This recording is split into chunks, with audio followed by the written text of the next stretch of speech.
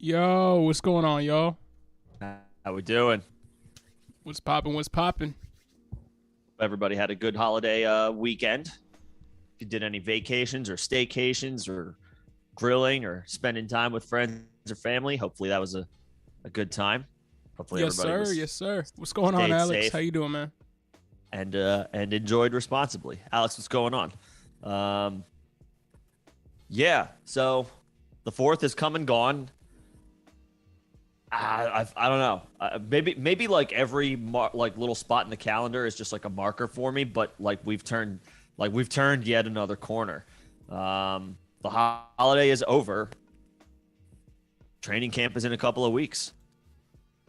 Yeah, I mean it's crazy how fast it sneaks up on you. Because I mean let's you're get just this kind of going. You're hoping for it to just time to kind of speed up, and then all of a sudden it's here. So.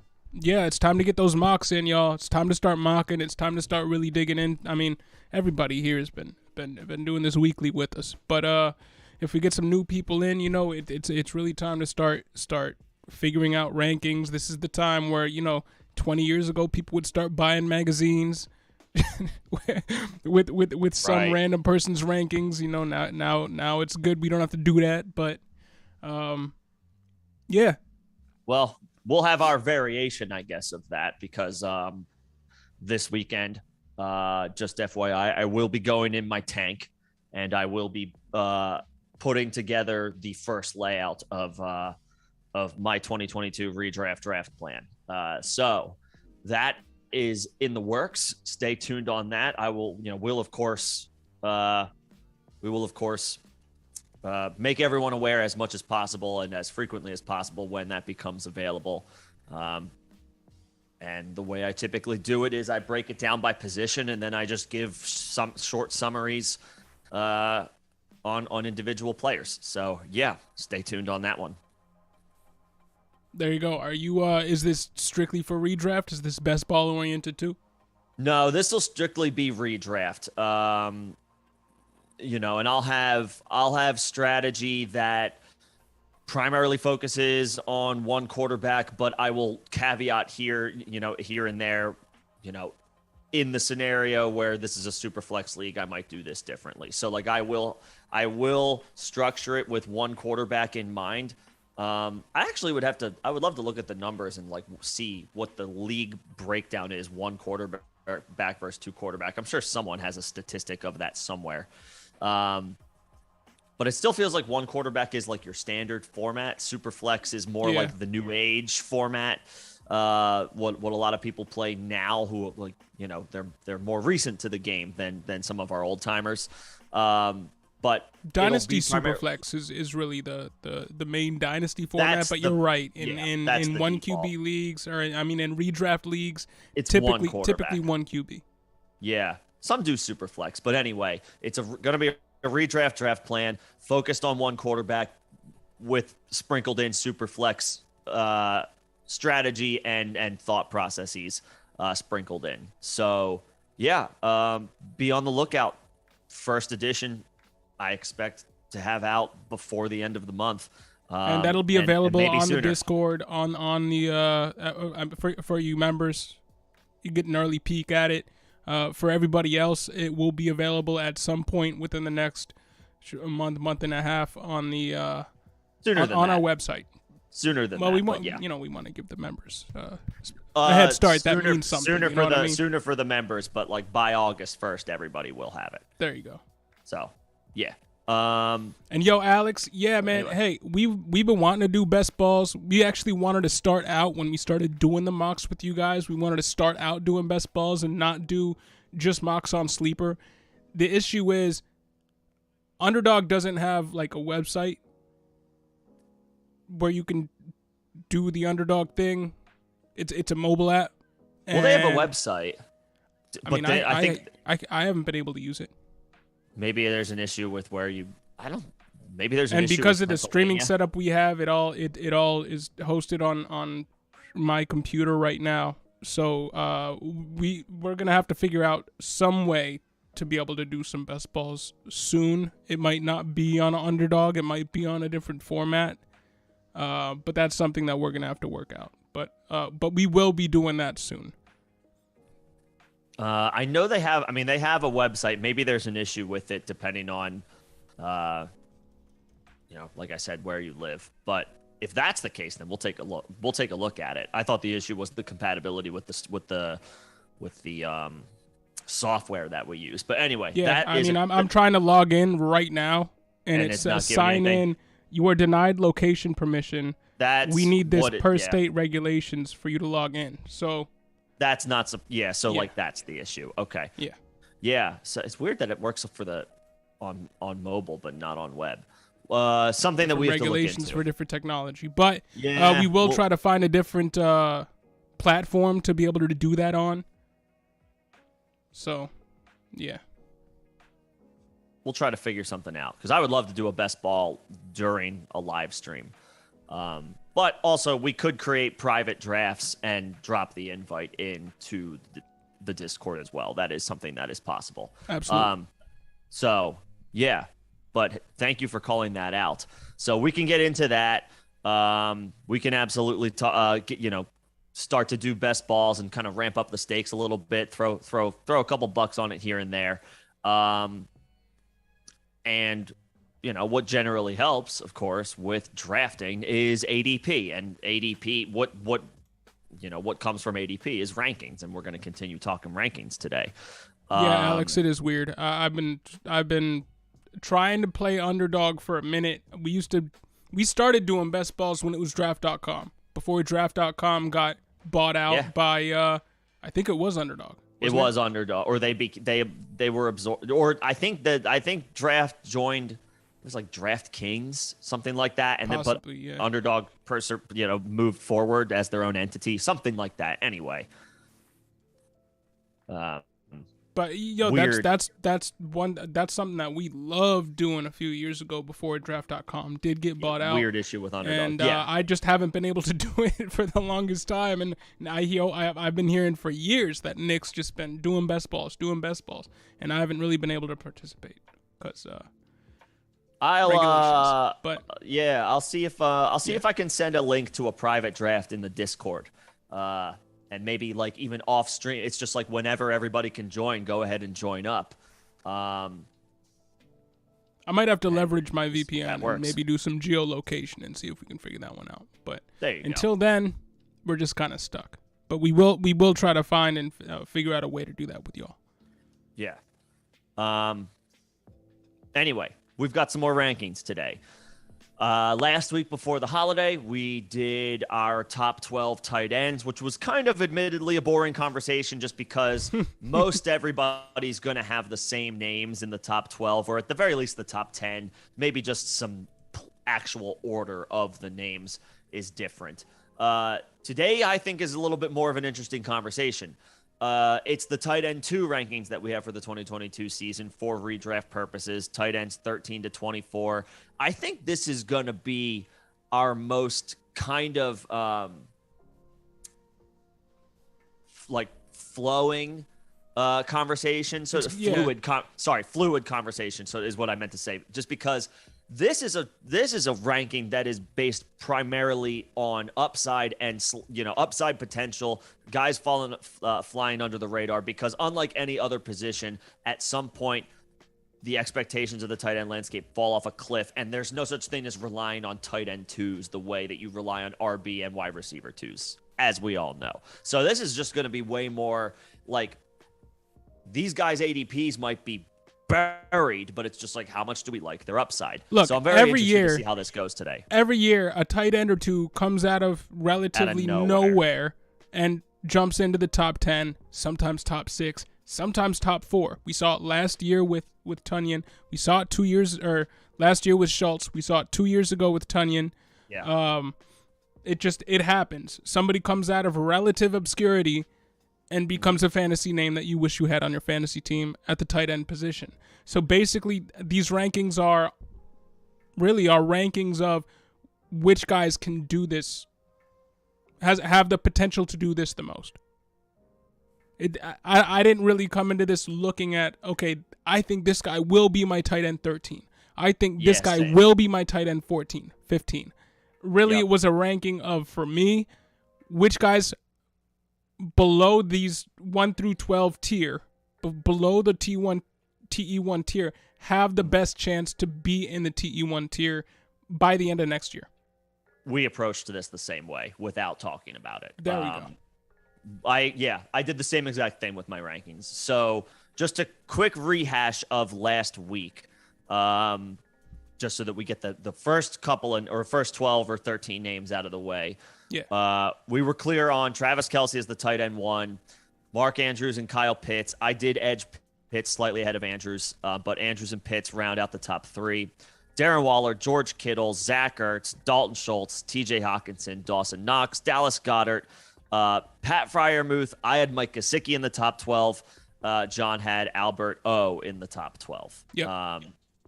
So with that said, today we're doing our tight ends 13 to 24. Don't pay attention to the order so much as pay attention to the guys that we name at the top of our lists, because that's probably where we have our highest upside guys. So with that said, John, who do you got as who kicks off your tight end 2 unorthodox list, so to speak? I mean, it's a guy that I've talked about so pretty much on every live stream. You maybe already mentioned his name today. When we mention tight ends, I inevitably mention this guy, and it's Robert Tonyan. This is who I know have here there too. was a report not too long ago that he's still recovering, basically. Yeah. He's not all the way back. Yeah. Which did give me a little bit of pause when I heard it. But they're going to need this guy. They're really going to need Robert Tonyan in this offense. Yes, they do. And so for me, he is the number 1 guy on my list that is ranked outside of the top 12 that could very well be a top 12 option by the end of next year, just because the production is going to be there. I mean, he finished tight end 3 2 years ago, and that was with Davante Adams, who was one of, and we talk about it all the time. Outside of the top 3-4 options, it's really kind of tight end or touchdown or bust. You're really just hoping for a guy to get a touchdown. Pretty much. Which is what propelled Dawson Knox into the top 12 last year. Mm-hmm. It's what propelled Pat Freiermuth into the top 10 last year. Or into the top 12 last year. And I think it's what propelled Robert Tonyan into the top 12 2 years ago, and I think it's going to be what propels him back into the top 10, top 12 conversation this year. I mean, it's simple, right? It's just a lack of other solidified weapons that the Packers have at the rest of their disposal. Adams gone. MVS gone. Is this who you had too? Yes, this is who I had as well. There's not a ton of continuity with that Aaron Rodgers has as far as the pass catchers outside of Alan Lazard. It's Sammy Watkins and a couple of rookies, several rookies. And his 2020 season was basically a Dawson Knox season. 586 yards, 11 touchdowns, and that was with Davante Adams in there. In terms of targets, he was 24th in the league in targets with only 59 targets. He just happened to score 11 touchdowns, which ranked number 1 in the league that year. That'll do it. That'll do it. And his quarterback is one of the most efficient quarterbacks, if not, honestly, the most efficient quarterback of all time. Ever. He's the most efficient high-end quarterback of all time. And something that I was not expecting to see in his 2020 season, and he is still working his way back from injury, I don't know if we can expect this much of a target separation for him this year, but he was number 1 in the league in terms of tight end separation that year. And if you're separating from your defender in an Aaron Rodgers-led offense, you're going to get targeted. You're going to get those touchdowns. You're going to get those red zone opportunities. Looking at those red zone targets, he was 18th in the league, which is weird. Those numbers don't quite add up. It's an outlier. It's an outlier, but I think he's just going to be up. I think he might have a few more yards, maybe not as many touchdowns, maybe not 11 touchdowns, but I think he's a shoo-in for at least 8. In this offense, with the lack of targets, and Davante Adams, targets have to go way up. The targets have to go up. The yardage will most likely go up. Maybe the receiving touchdowns go down a little bit. That's fair to, but maybe not. Yeah, I mean, maybe he does. Maybe not. I mean, if Aaron Rodgers throws 35 touchdowns this year, 10 of them go to the tight end. Like, is that so outrageous? Number 3 in target quality rating. Number 2 in catchable target rate. Again, this is Aaron Rodgers we're talking about, and that part of the equation hasn't changed. Right.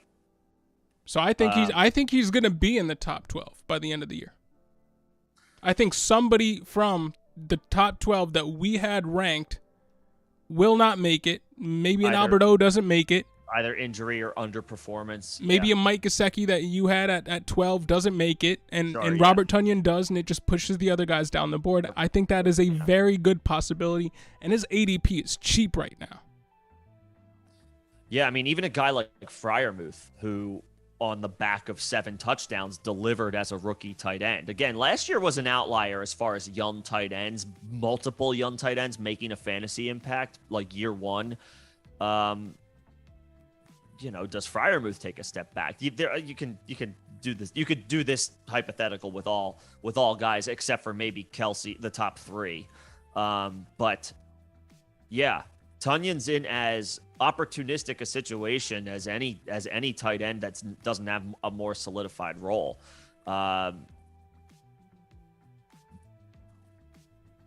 Tight end 13 with plenty of upside to finish as a tight end 1. That's it. And he played 8 games last year. For some reason, I thought he played many less games than that, or I didn't. Yeah, I thought he played fewer than that too. He didn't have a great season. Yes, fewer. That's what I meant. English. He only had a couple. Yeah, he only had a couple impact games last year. It was not the consistency. He was 10th in deep targets on the season. He had 7 deep targets. That ranked 10th at the position, despite only playing 8 games and being 46th in targets last year. Yeah, so he's going to be a big part of this passing offense. Deep targets with Davante Adams. Now Davante Adams is gone. He's gonna be in the top 10 in deep targets in 2022. He will. Right. Yeah, he's going to be in the top 12. He's going to be in the top. If he can stay healthy, it's not hard to envision it. He's going to be in the top 12. Yeah. So let me just double check his ADP really quick before we move on, because it's cheaper than the tight end 13, and the ADP is I think it's outside the top 150. Let me see here, 143. So it has come up a little bit, but Tonyan's ADP is currently 143. So in a 12-team draft, you can have him at the middle of the 12th round. Middle to back end of the 12th round. And his RAS, just for those wondering, 8.88 coming into the league. But his one poor metric or his two poor metrics, were his weight and his bench press. Two things that most likely have changed in his 4 seasons in the league. He has probably gotten beefier at the position to be able to handle the blocking and all that, and he can probably put up more than 16 reps on the bench now. So his RAS now, probably in the nines. Could be. He like has low that elite. nines. He has that elite potential. He does. And he's only 28. That's a good little tidbit to consider when looking at like that RAS score, where maybe it doesn't just quite cut it as a young, but those are the two things that they can actually work on. Yeah, so that's a nice little tidbit. But anyway, Robert Tonyan, tight end 13 for the season, can easily see him finishing several spots higher than that. Yeah. All right, since I started it off, who is your tight end 14? Yeah, so number 2 on this list. Right. It is Alberto, who you had and kind of spoke a little bit more at length to in Thursday's show, which I don't think I timestamped, so I got to go back and do that. But and I have Gesicki here, so our rankings are just pretty much flip-flopped on the 11 and 14 ranking. Our top 14 names are the same, so there you go. Yeah. Yeah, this is pretty simple. I guess I won't spend too much time on Alberto. Just because John had more to say put him as a tight end 1. Speak your piece. No, I mean, it's a favorable situation, right? So he goes from playing second fiddle to Noah Fant, catching passes from Teddy Bridgewater, to now being ascended to the starting position, catching passes from Russell Wilson. A lot can change in a year. So this is his time to shine. Now, the question will be, can he command the target share needed to end up finishing as a tight end 1? Because they do have, they run at least 3 deep. The Broncos do at wide receiver with Cortland Sutton, Jerry Jeudy, and Tim Patrick. And they've got 2 excellent running backs to turn to in the backfield, both of whom can catch the ball. So this is an offense with a lot of talent. Now, obviously, you're more naturally likely to gravitate to those types of offenses and wanting a piece of that pie. If you identify a good offense, it's like, why wouldn't I want a share of that? Alberto, of course, is super enticing, hyper athletic, maybe as athletic as Noah Fant had been billed to be. Yeah.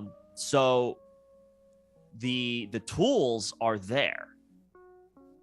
The question will be just how big of a role can he carve out? So that's why I don't have him as a tight end 1. The upside is there. The potential is there. And it's a great offense, which is good. Should be more scoring opportunities. If you're in the red zone, that favors the tight end. Alberto is, you want to talk about Robert Tonyan as a threat to catch 8 touchdowns. So is Alberto. Absolutely. Alberto is a threat to catch 8 touchdowns because the Broncos are going to have ample scoring opportunities. Are you worried at all about Gucci D? Greg Gucci D. Are you worried at all about Gucci D?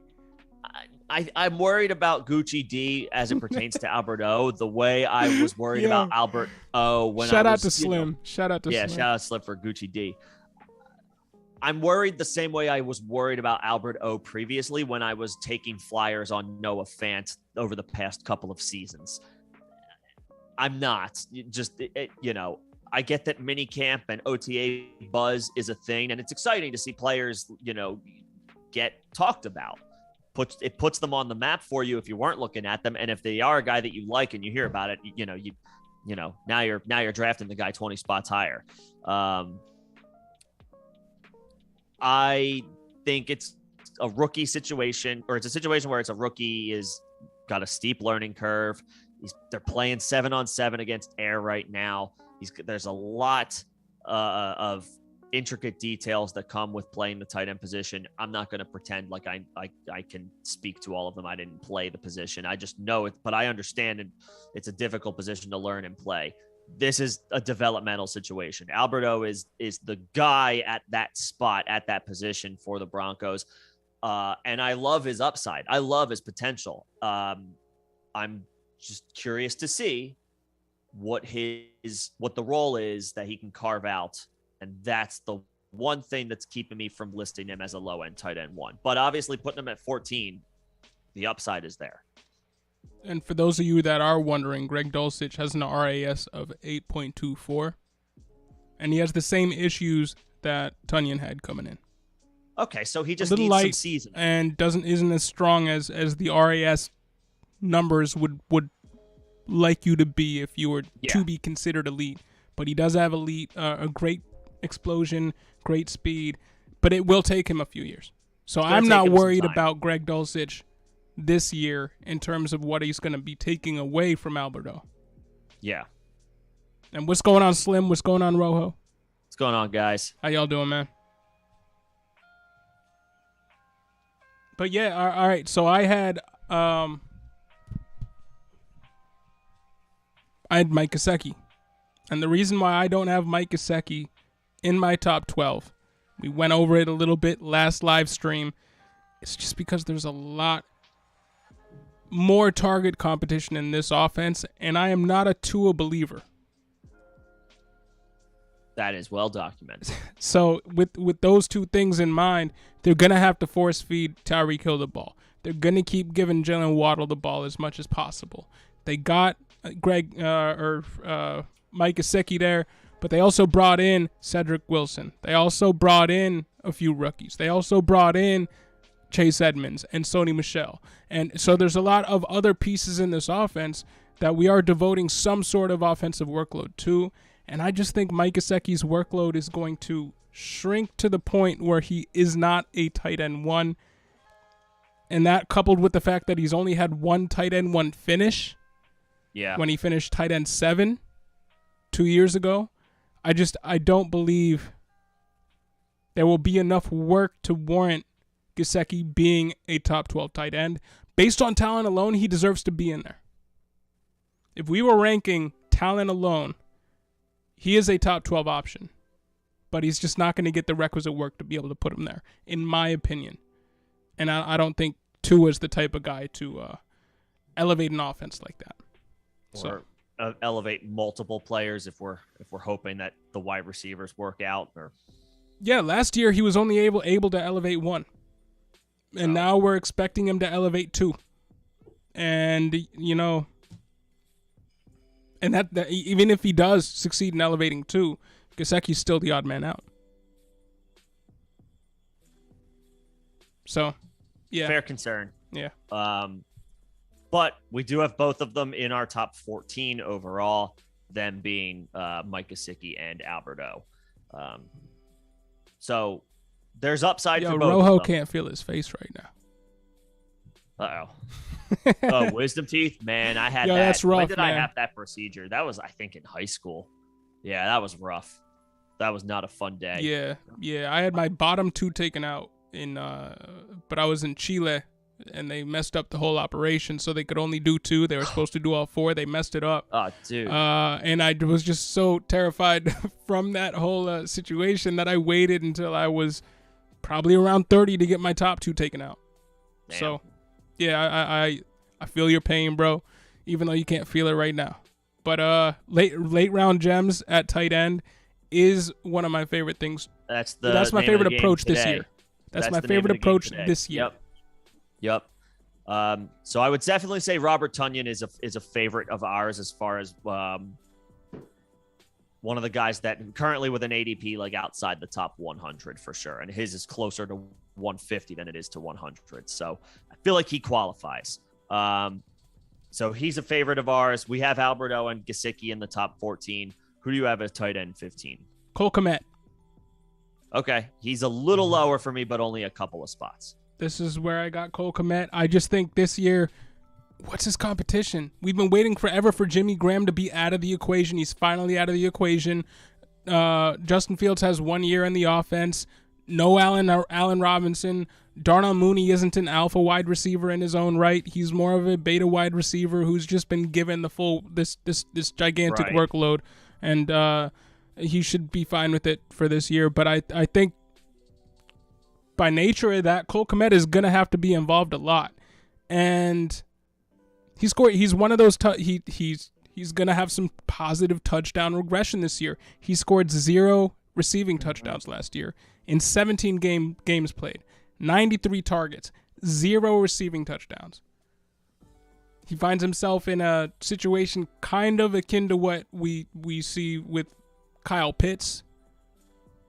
Should be, if not the number 1 option, the number 2 option. Scored a minimal amount of touchdowns last year, due for some regression in that regard.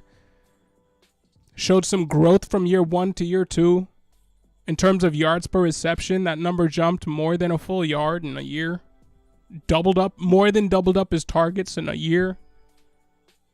I just think, I think this is the year where we see Cole Kmet really jump onto the scene. He was 8th in targets last year, and that was with Allen Robinson in a Matt Nagy-led offense. Now it's what? It's Bill Lazor? Who's there? Lazor is with the... Or is he? Yeah, I think Lazor is with... Or no. It might be the Bears. Yeah, it is. No? Yeah.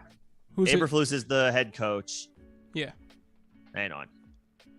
Regardless, he was 8th in targets last year. Yeah, he's the offensive coordinator. Lazor's the offensive coordinator. 8th in targets last year, 5th in slot snaps. So he was on the field a lot last year. That'll work. 6th in deep targets last year. 7th in unrealized air yards last year. Apparently, one of the things that Justin Fields has been working on is connecting with his wide receivers down the field. I just think everything points to him having much more of a role this year.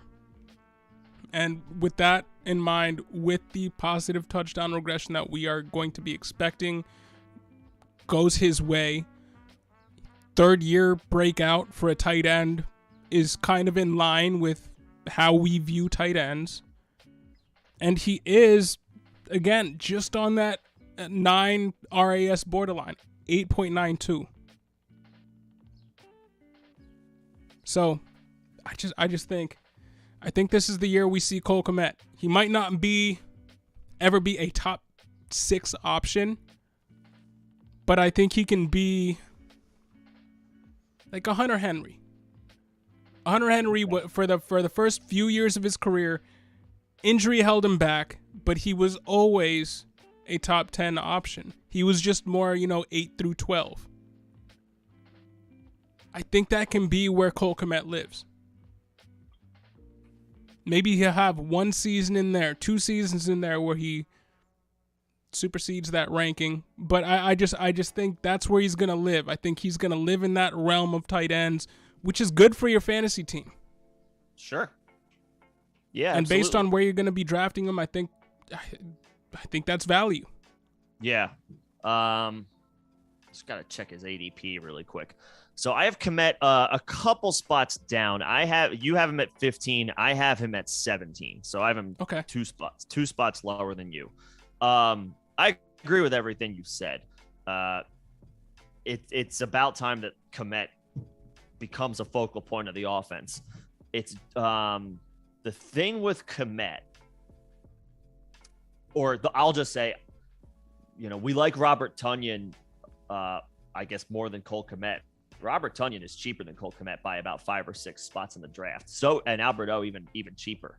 So Kmet's ADP is around 138. Again, we're talking penny pinching, splitting hairs here. There are other tight ends that I would rather have than Kmet. Again, I don't factor ADP into my rankings, but it is good to know where they're being drafted at. So you can find the best value. He's cheaper than Mike Gesicki by about 6 or 7 draft spots, but he's more expensive than Robert Tonyan by about 5 or 6 spots. And Albert O by another 9 to 10 spots, 8 or 9. Kmet's opportunity is right in front of him. There's the chances that he scores 0 touchdowns again is incredibly low. I'm just curious to know how effective this offense is going to be. Like, how many scoring chances are the Bears going to have? That's all. Bill Lazor comes from the Bengals. Wildly successful season on offense last year. But he doesn't have the personnel in Chicago that he did in Cincinnati. So we'll see how he does. I like Kmet's opportunity. And on talent, he deserves to be. I have him in the top half of this discussion. But he's not my personal favorite sleeper this year, just because I'm still in wait and see mode on the Bears in general. There's no way they can be worse than what they were last year because Matt Nagy is gone. Take a shot. We shit on Matt Nagy. That needs to be a new rule. There's the it's Bears an have unwritten rule. Yeah, unwritten rule. Yeah, the Bears have nowhere to go but up. So in that regard, you can look at them in a glass half full perspective, but there's still a lot unknown about this Bears offense. So that's my one hold up on Kmet as far as his situation.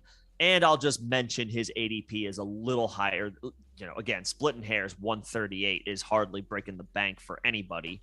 But given that there are some other names lower than him that I like, I just can't I can't give him my stamp of approval as one of my favorite sleepers. But I do like the talent. Oh, there are sleepers that I like more, that I am targeting more than him. That doesn't necessarily mean that's where I have him ranked. Sure. I'm probably not going to have Kmet on a whole lot of my redraft or best ball rosters, but I do think tight end 15 feels about right for where he will be this year, if not a little bit higher. That's fair. Who do you have at tight end 15? That's fair. 15 this is where I have Irv. This is where I have Irv Smith. Okay. Who I feel like you have been the one that's been a little bit more bullish. I have him at 16, and it was real hard for me to choose between Kmet and Irv Smith. Yeah, so the fantasy community certainly seems to expect Irv Smith to make a nice bounce back. His ADP is about 130, or about closer to 131, one spot ahead of Mike Gesicki. I mean, there's big time expectations for Irv Smith. He's looking healthy in the offseason. Looked good at OTAs. That's more, that's not something, I talked about Greg Dulcich. Greg Dulcich in OTAs looking good versus Irv Smith looking good in OTAs is a different story because Irv Smith's coming back from an injury. So it's more like, are you looking healthy? The reports have been good so far. So that's the first step. That's the first positive piece of news. We've been talking about the Vikings offense a lot this offseason and how we're much more bullish this year than in years past on their passing game. I think the Vikings are a very intriguing offense from a passing perspective this year. And Irv Smith naturally has to come along for the ride with that. Ty Conklin is gone, moved on as a free agent. And as much as I like KJ Osborne, there's only two solidified spots in this offense in Justin Jefferson and Adam Thielen. So whoever the third option is any given week is up in the air right now. Irv Smith has flashed plenty of talent and potential. Caught 5 touchdowns a couple of years ago. So and that was in a Mike Zimmer offense. So if we expect this Vikings offense to throw the ball more and naturally with more success, that means more scoring opportunities.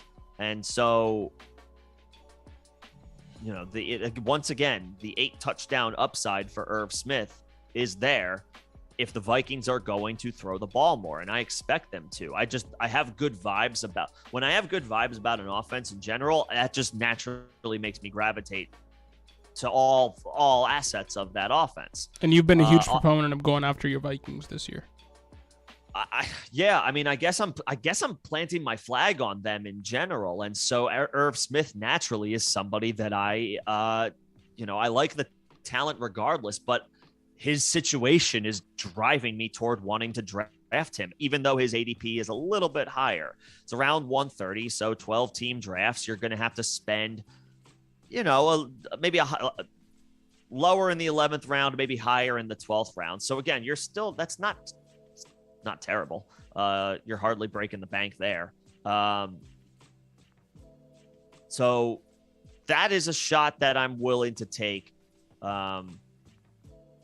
Trying to find good players on good offenses, and Kirk Cousins by the numbers is he can get it done for fantasy purposes. He was the number 2 quarterback, I believe, in the league in terms of QB1 performances through. Yeah, he's rock solid. Through 3/4 of the league year last year. Rock solid consistency from Kirk. Yep. So that bodes well for Irv. The intangibles are good. The vibes are good. The player is an ascending talent with a lot of upside and potential. There's a lot to like here for me with Irv. Yeah, I mean, looking historically, despite sharing a role with Kyle Rudolph and Tyler Conklin in 2020, he had 7 deep targets that ranked 13th at the position that year in a limited role. There you go. And his average target distance ranked 10th, and he was the second at the position in the league in fantasy points per target.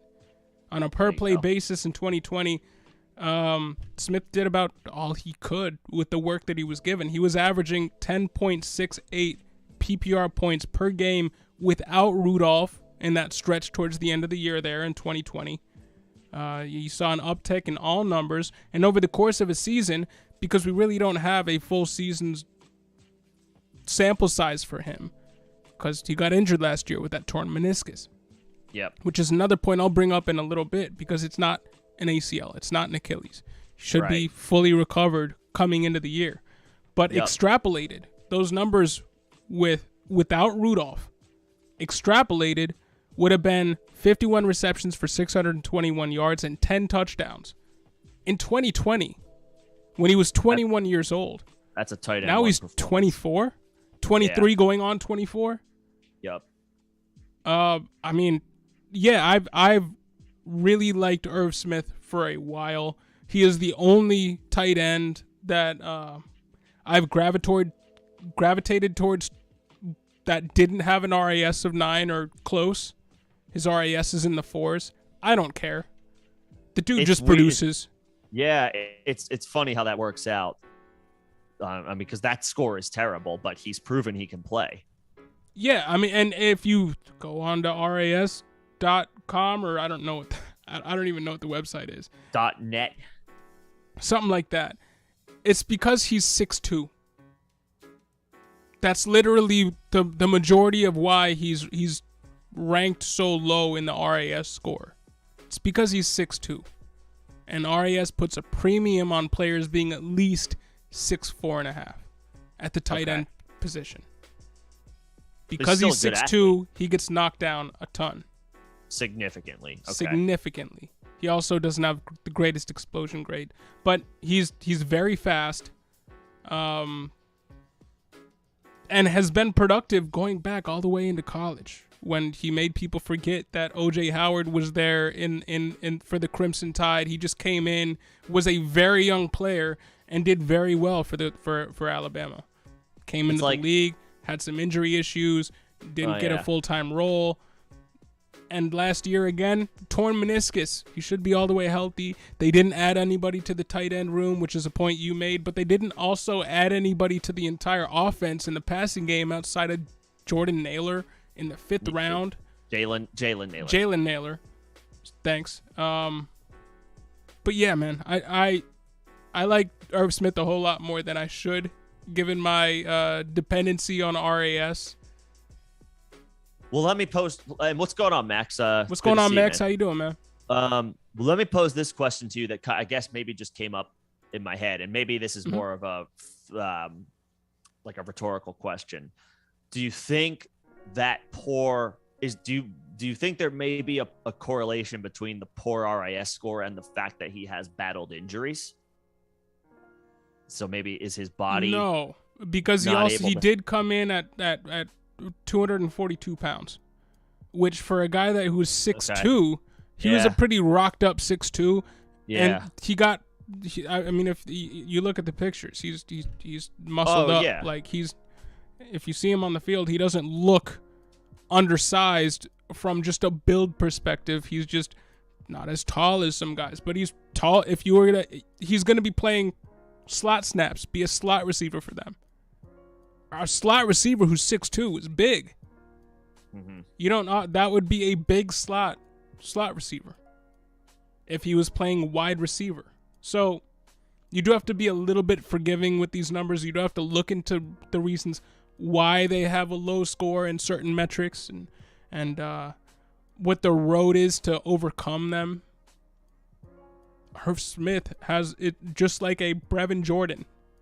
Mm-hmm. Irv Smith is a tight end with a low RAS, where I'm kind of throwing that out because I've seen what he can do. You take your shots here and there, and you know we love looking at advanced statistics, right? And those advanced numbers. But sometimes, you know, you got to throw the computer out the window and just go look at the fact that the guy has just produced.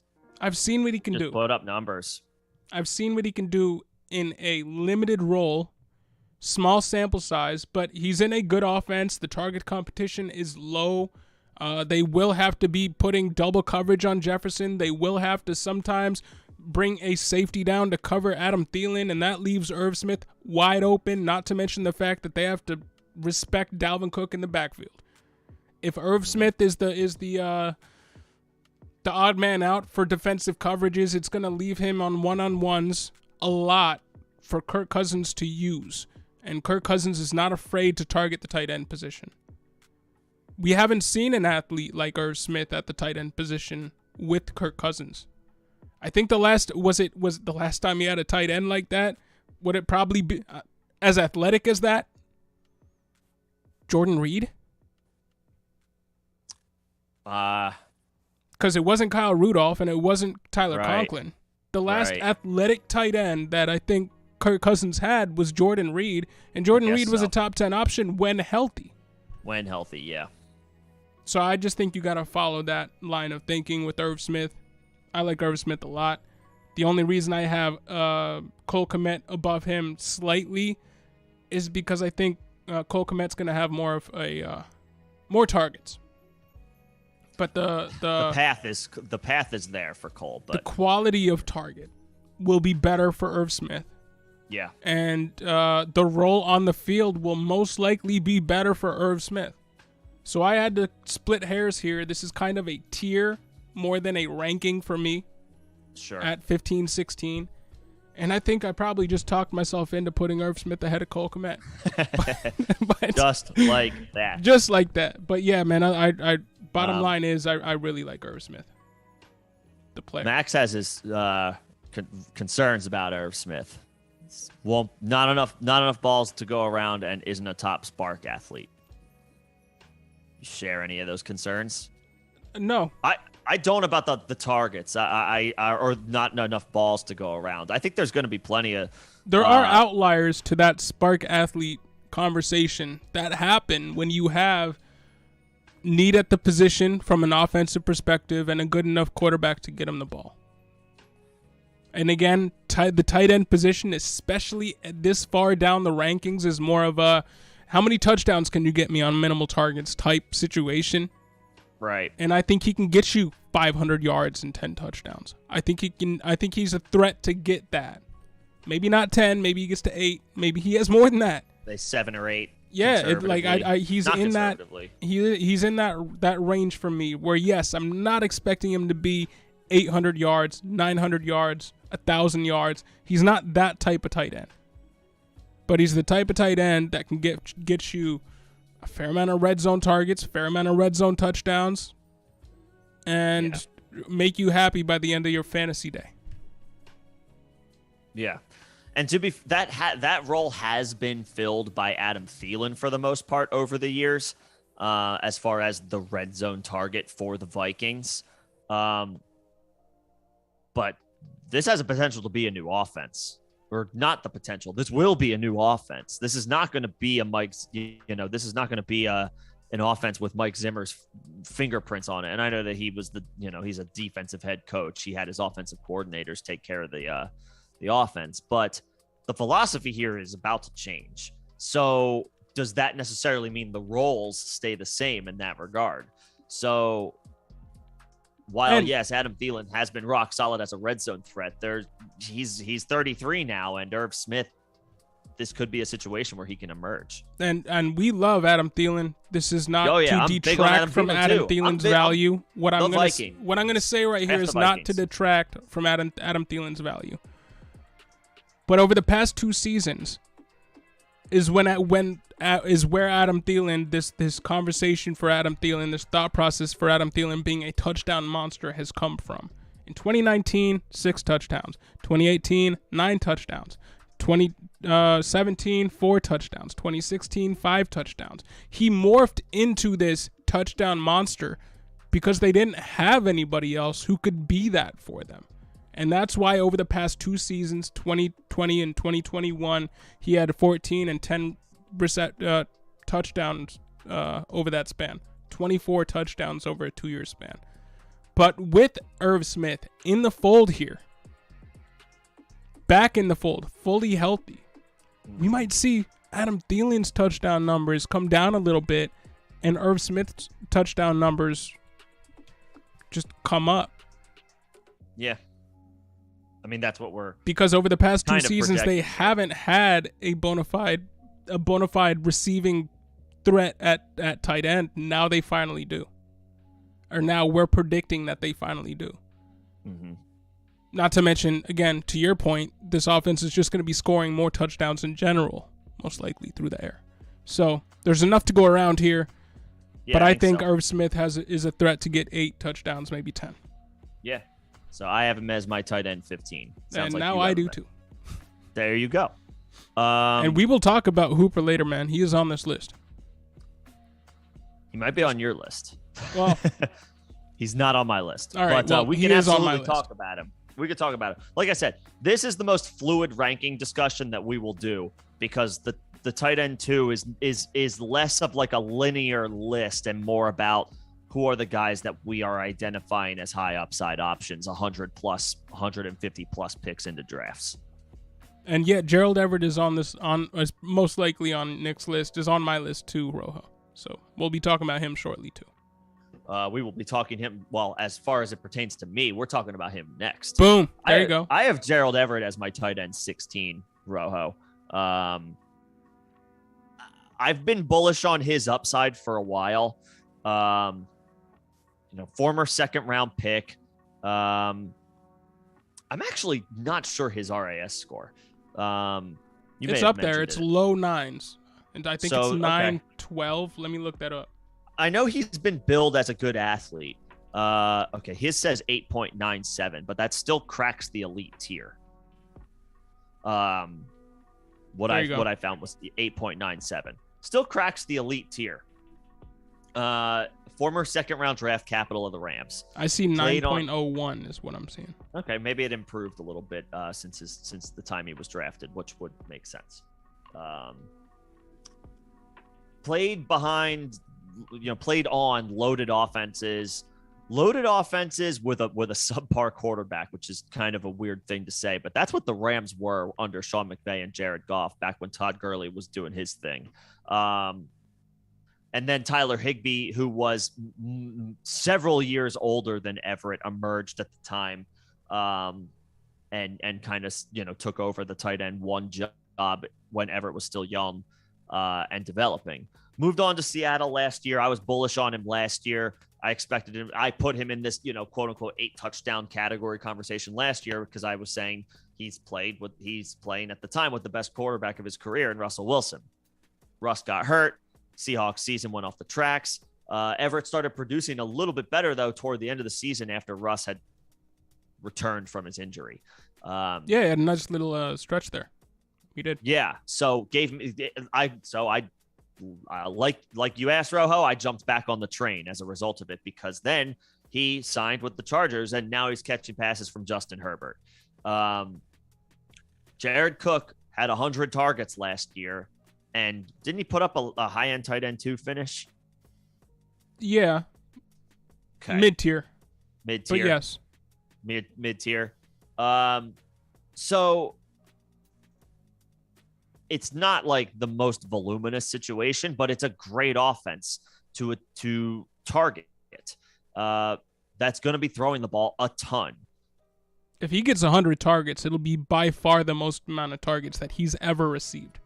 He topped out at 63 targets last season, which was his highest target share. If he soaks up all of Jared Cook's targets. And I think he will. I think he will. Yeah, I mean, I this offense didn't change that much. The main Jared Cook pieces at the are end of still his there. career wasn't that good. I think Gerald Everett is a better player than Jared Cook was last year now. Right now, yeah, he's the younger. I don't know if he's ascending anymore at this point, but he's 28 years old. I don't know if he's ascending. He's not ascending, but better talent today right now than 34, 35-year-old Jared Cook. Yep. It's just a matter of, again, it's kind of the Irv Smith discussion, or the Irv Smith debate. I'm chasing high touchdown upside on good offenses that are going to have lots of scoring opportunities, and a team, an offense led by Justin Herbert is going to have ample scoring opportunities over the course of the season. Keenan Allen and Mike Williams are the mainstays and the rocks of this passing attack. Austin Eckler, of course, is too, but Everett's got a chance to be a real red zone threat for them. I think he's got a chance to be more than that. He's my tight end 17. Okay. He does have an RAS of, according to some charts, 8.9 or 9.7, and some charts 9.1. But again, if you look at the chart, where does he get dinged at? Height, only 6'3". Weight, 239 pounds. Everything else is in the green, with his bench being in the yellow and his shuttle being in the yellow. And that was in 2017. So he probably hasn't grown any since then, but he's definitely gotten his weight up since then. Definitely can put up more on the bench now than he could then. So his RAS is probably in the low 9s now. If you look at athletically what he did last year, number 1 in juke rate at the position. Number 1 in juke rate at the position. He just did it on a terrible team. Contested catch rate, number 2 at the position. True catch rate, number 3 at the position. He caught 98% of all the balls thrown his direction. In terms of true catch rate, it was actually 76.2. But when you account for targets that were off target, when the target is on, when the target that he's being thrown is on target, he catches 98% of the balls thrown his way. And guess what? Pretty good. I know Russell Wilson was throwing him balls last year. He gets an upgrade at the quarterback position, going from Russell Wilson to Herbert to today over Justin Russell. Herbert. Yeah. Yes. Yep. So he's super athletic. He's a contested catch guy, and nobody really knew that because he doesn't get enough targets to really show it. Right. And he has sure hands. And he's going to play in the best offense of his career, which is weird to say because he's played in good offenses his entire career. But now he gets the entire role on the best offense. Best entire team, I would say, he's probably ever played with. Yep. At least the best quarterback he's ever played with. Definitely the best quarterback he's ever played with. And that Irv Smith situation with Justin Jefferson and Adam Thielen being on the outside and similar Dalvin in LA. Very similar. Gerald Everett is never going to have to deal with double coverage. Ever. Until he has 8 touchdowns through 8 games this year, and he's going to get 100 targets this year. I'd put money on it. I like Everett a lot. I'm bullish on him. He's my tight end 17, and that's the thing about this part of the rankings here. I feel like I should be putting everybody ahead of everybody. Right. I'm going to continue to talk myself into these guys, and now I'm thinking, okay, should I have Gerald Everett over Irv Smith? Should I have Gerald Everett over Cole Kmet? I mean, that's just kind of the realm of the tight end rankings that we're in. But this year, every tight end with an ADP outside the top 100 is the tight end 1 in our hearts. I really like Gerald Everett, former 2nd round pick. Right, yeah, I love the draft. I like that as well, like the draft capital. That's important, I think. ADP of 157. If you're drafting a tight end in the top 12 this year, I'm kind of starting to think you're kind of. So I'm fine with drafting Kelsey, Andrews, and I'll include Pitt. Like you shouldn't be doing that. You should just be taking a stab or two Yeah, these so guys. if I don't get Kelsey around the 1-2 turn, Andrews in the back half of the second round, or Pitts in the back half of the third round, and I am perfectly fine with all of those scenarios. I guess I'll say most especially Kelsey. Outside of those three, yeah, just take 3 dudes from this list, or 2. Yeah, if I don't get, I'm in the position where if I don't get Kelsey, I'm out until it's Robert Tonyan time. Tonyan time. I'm out until it's Tonyan time. I'm out until it's Everett time. I'm out until those are the guys that I'm looking at on the board. What's going on, Johnny Jones? Until it's Mo-Alie Cox time. What's up, Johnny? Yeah, man, he's coming up next. He's on this list. You better believe it. Yes, sir. Yeah, so that's I don't know. I feel like we were going to have some fun with this one today because it's not as it's again, it's so much more like free falling, figuring out these it's more or less just like talking through situations and it's like, okay, I'm just going to put this guy here. That's kind of how that tight end, those upside tight end plays work. And it's fun to have this conversation this year because the past couple of years I feel like we couldn't have it. This year we can. Well, you've always been a proponent of going up and getting your guy at the tight end position, getting one of those top 3 guys, because the tight end position hasn't been nearly as fun in the past. But this year, it's different. Yeah, this year it is different. To the notion that you could get depth tight ends 4 or 5 years ago. I did do that strategy, but over the past 2 or 3 years, it was obvious. It felt obvious. It was a barren wasteland, like outside of the top couple of options. So yeah, it was just like pay up to get Kelsey, draft him in the first round if you have to. And this year, I don't feel as strongly about that. I feel like there's some real solid depth this year. And so Everett's been again. He's been a He's 6'3", but so I mean that whole conversation about Irv Smith, is that the reason why he was getting banged up? Gerald Everett's been healthy for the majority of his career. Right, he hasn't had injury issues and only an inch taller. He has one season outside of his rookie season where he only got to 12 games. So but 3 out of the other 4 seasons, he's made it to 15 games, made it to 16 games. So he just hasn't been utilized. Too. Yep. Well, now he will good be. About his chance. Yeah, we feel good about his chances to be utilized this year. Yep. So I have him at tight end 16. You have him at tight end 17, or did you move him ahead of Kmet? I'm not. I have him at 17. I have him at 17. Okay. And Kmet, this is where tight end 17 is where I have Kmet, who we have already talked about. Yeah. So moving on to tight end 18.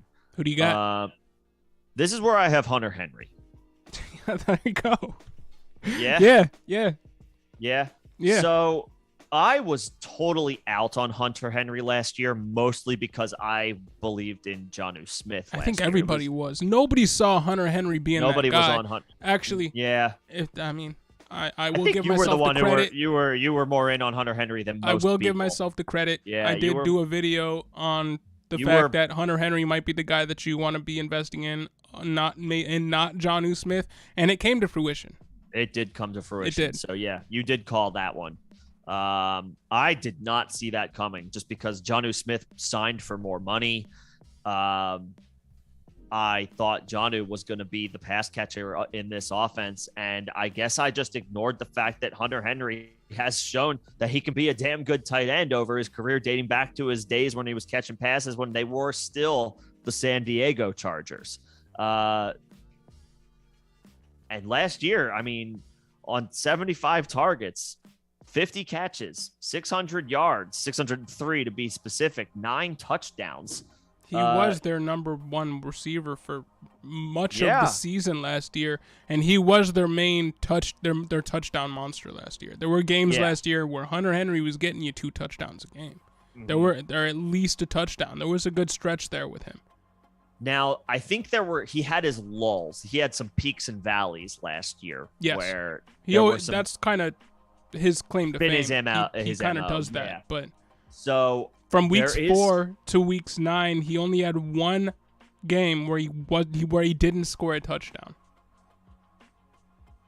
So you want those are the types of stretches you're just hoping for from a guy that you're drafting in this range. And that's why you draft a couple guys, because when one guy goes cold, you're just hoping that the other dude is a little bit on more of a heater. So that being said, though, Hunter Henry can give you that month-long stretch where he is a tight end one, and 150 picks into a draft. I think that's exactly what his ADP is, around 150. It is on Underdog Fantasy. Hunter Henry's ADP is literally 150, so you can have him 150 picks into a draft. Maybe a little earlier if you want to secure him, but 9 touchdowns at that ADP. Yeah, like we talk about that 8 touchdown threshold. Sign me up. It almost doesn't matter what the tight end is doing from a yardage perspective if he's getting you 8 touchdowns a year. Yeah. So there's a little bit of volatility here because Henry is inconsistent. And to be fair, Jonnu Smith is still there. And I could totally see the pendulum swinging back to where like Jonnu is the guy this year as teams try to focus more on taking away Henry. But you have to give Henry the respect that he earned after the season that he had last year. The Patriots only added Devontae Parker through a trade that didn't cost them that much. And they drafted Tyquan Thornton. So the pass catchers in this offense, they have some depth, but there's no high-end, top-flight, clear number one option on this Patriots team. Hunter Henry could continue to operate as that any given week for this team. So, yeah, 9 touchdowns last year on 75 targets. You expect Mac Jones to maybe take another step forward in year 2, but he clearly had a bit of a connection with Henry, and it paid off in solid spurts over the course of the season. So I'll give him my tight end 18 ranking based on that. And I have him in the same spot, and I don't think that Jonnu Smith is going to come in and take away too much from Hunter Henry. Hunter Henry average target distance was 3rd in the league last year, 9.6 yards. He was 7th in red zone targets. 10th in air yards. Number 2 in touchdowns. I don't really see. I could see him getting up to 9 touchdowns again this year. Again, it's tied for 2nd with Gerald Everett in terms of true catch rate, so he's pretty sure-handed too. The thing that has been a knock on Hunter Henry in the past is his ability to stay healthy, because he hasn't been the most consistently healthy tight end, or at least he wasn't on the Chargers. There always seemed to be some sort of injury concern with him. He hasn't had that in a few years. And he is one of those tight ends with a pretty good RAS. His best comparable on Player Profiler, Zach Ertz. There you go. Who has been a rock solid tight end for years. Yep. And he's 27 years old, firmly in his prime. And they didn't really add anybody, to Nick's point. They added Tyquan Thornton and Devontae Parker, who, let's be real, really shouldn't be taking away too many targets from Hunter Henry. They should really just slot in and make Kendrick Bourne and Christian Wilkerson obsolete. I really like Hunter Henry, man. Not as much as every tight end that we named before him. Right. And I don't know his ADP. Henry? I would guess Hunter Henry's like 150. It's literally 150 on the nose. Okay. Boom. Hunter Henry is not a sexy tight end. He's going to get you the touchdowns. Yeah. That's the kind of tight end he is. Yep, should remain rock solid for that Patriots passing attack in Mac Jones' second year. So we were in lockstep on that. I guess I started the conversation on tight end 18, so why don't I give you the floor for your tight end 19? This is where I have Noah Fant. Because if you really think about it, Noah Fant's situation really hasn't changed that much. No, it hasn't. It really hasn't changed that much, and he's been a borderline tight end 2 for the past, or he's been a tight end, the lowest of tight end 1s for 2 seasons, playing with bad quarterbacks. Yeah. Playing with Drew Lock, playing with Teddy Bridgewater. Who are his quarterbacks now? Geno Smith, Drew Lock. One of the two. He has the role as the tight end all to himself. Tyler Lockett, 1 year old, still expect him to produce to a certain extent because he's just one of the most underrated in terms of production wide receivers in the league. We both like DK Metcalf too. But Noah Fant, he was tight end 11 in 2020 and the tight end 12 in 2021. And it kind of feels weird to rank him down at tight end 18 or or tight end 19. Tight end 19, sorry. But I mean he's a threat to be a low end tight end 1 this year. He is. There's not a lot to say about him. He's one of those guys that has a high RAS. He has an RAS in the 9.4s, I believe. He's right in there with a Gronkowski and a Hawkinson and a Kittle from an athletic perspective. The one thing he's never had is a quarterback. That isn't changing this year. But it's staying consistent with what he's gotten or what he's had over the past 2 seasons. So maybe it goes back a little bit just because the Seattle Seahawks always seem to want to rush the ball more than they want to pass it. So maybe he just doesn't get that 90. He doesn't reach that 90 target threshold that he was living off of for the past 2 seasons. Maybe it's more like 70. In which case, tight end 19. But on the targets that he gets, he's relatively productive despite the bad quarterback play. Yeah. So this is where I have Noah Fant. And I think he's been forgotten in a lot of formats. Oh, he has. He's been forgotten in best is... ball. He's been forgotten in redraft. He's been forgotten in dynasty. By next season, when the Seahawks have drafted a Bryce Young or a CJ Stroud and Noah Fant's the tight end 1 for that team, people are going to be looking at that a little bit differently. So that's just a little dynasty tidbit on Noah Fant. Maybe you should be throwing out some early feelers on Noah Fant. And Seahawks team is not going to be good. And Max, this year. He has been overrated because people have treated Noah Fant like a top 8 option for his entire career. Because they connected the dots between he has a good quarterback, not too much he doesn't have a good quarterback. He has a bad quarterback, but he's on a good offense.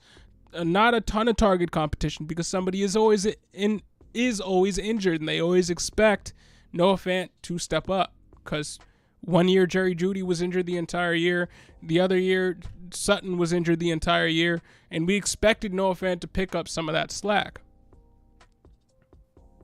But I think people are kind of selling short the fact that he was tight end 11 in his second season in the league. He was tight end 12 in his 3rd season in the league. That's not easy. Is he an elite option like everybody thought he was going to be? No. Maybe he was a little overrated because people were expecting him to be based off of his athleticism and because he was drafted in the 1st round. Some of that luster has come off. And I think now he is a value. He presents a value in literally every format. So just because he's been overrated in the past doesn't mean he can't be underrated now. He can't present a value to you now. So don't hate too much on Noah Fant just because he didn't fire for you in the past. Yeah, I mean at age 23, he had at least 50 yards receiving. You say he came or a in touchdown in half of his games. Like you I think say, he's Mac, be and I don't want to shut you down, Max, but you say he came in compared to Hawkinson because he has speed, and now that has went away. His speed hasn't gone away. He's 24 years old, and he hasn't been injured. Nothing has sapped his speed. I don't want to shut you down, bro. And you do make a good point that he has been overrated to this point, Max. Yeah, but now he's underrated, and now he's a value. Yeah. So don't get caught in that trap where you're like, oh, he's overrated, I never want to touch him. I mean, yeah, he's picked up some sprains. He had a knee sprain last year. He had an ankle sprain in 2020 and a chest sprain. But like these are all he hasn't had any ligament tears yet. That's when it's like, okay, you can ask, like, did he lose something from that? Yeah, I think he's all right, and yeah, like still just 24 years of age. It's not it's a gross situation, but I don't know. I think there's enough intangibles here to like. He's been a tight end one twice in his first 3 years in the league. I think people are being a little bit on teams with terrible quarterbacks. I think people are being a little bit too low on Noah Fant. A little bit too harsh on Noah Fant. Him being the cheaper Hawkinson. Yeah, I mean, we were never in on that. Yeah, we were always realistic about Noah Fant. I had my years where I was interested in him, but I mean, yes, they did get grouped together because they kind of came in together at the same, like young tight ends coming in together. The upside is there for both. Like they were kind of grouped together. I think Hawkinson has pulled away from that piece of the conversation, and from a fantasy conversation, the proof is in the difference in ADP. But yeah, I think Noah Fant with an ADP around 170 is there's no risk to taking a shot on that. Zero. Yeah. Yeah, if he doesn't work out, then he just does. Yes, for the purpose of this conversation, if he doesn't work out, then yeah, it's like, okay, now it's like, is he a bust? But from a fantasy perspective, drafting him 170 picks into the draft, based on what he has done to this point, yeah, I'll take a shot on that. I have him as my tight end 22. Okay. I got a couple of guys ahead of him based on one is kind of a circumstantial situation that could quickly change. But Cam Brate is one of those guys. And then I've got that's, the circumstances changed for him. So is this where you have Mo-Alie? Mo-Alie I have as my tight end 20. Tight end 20? I have him as my tight end 20. I'd just say that because Max says, what do y'all think about the tight end situation in Indy?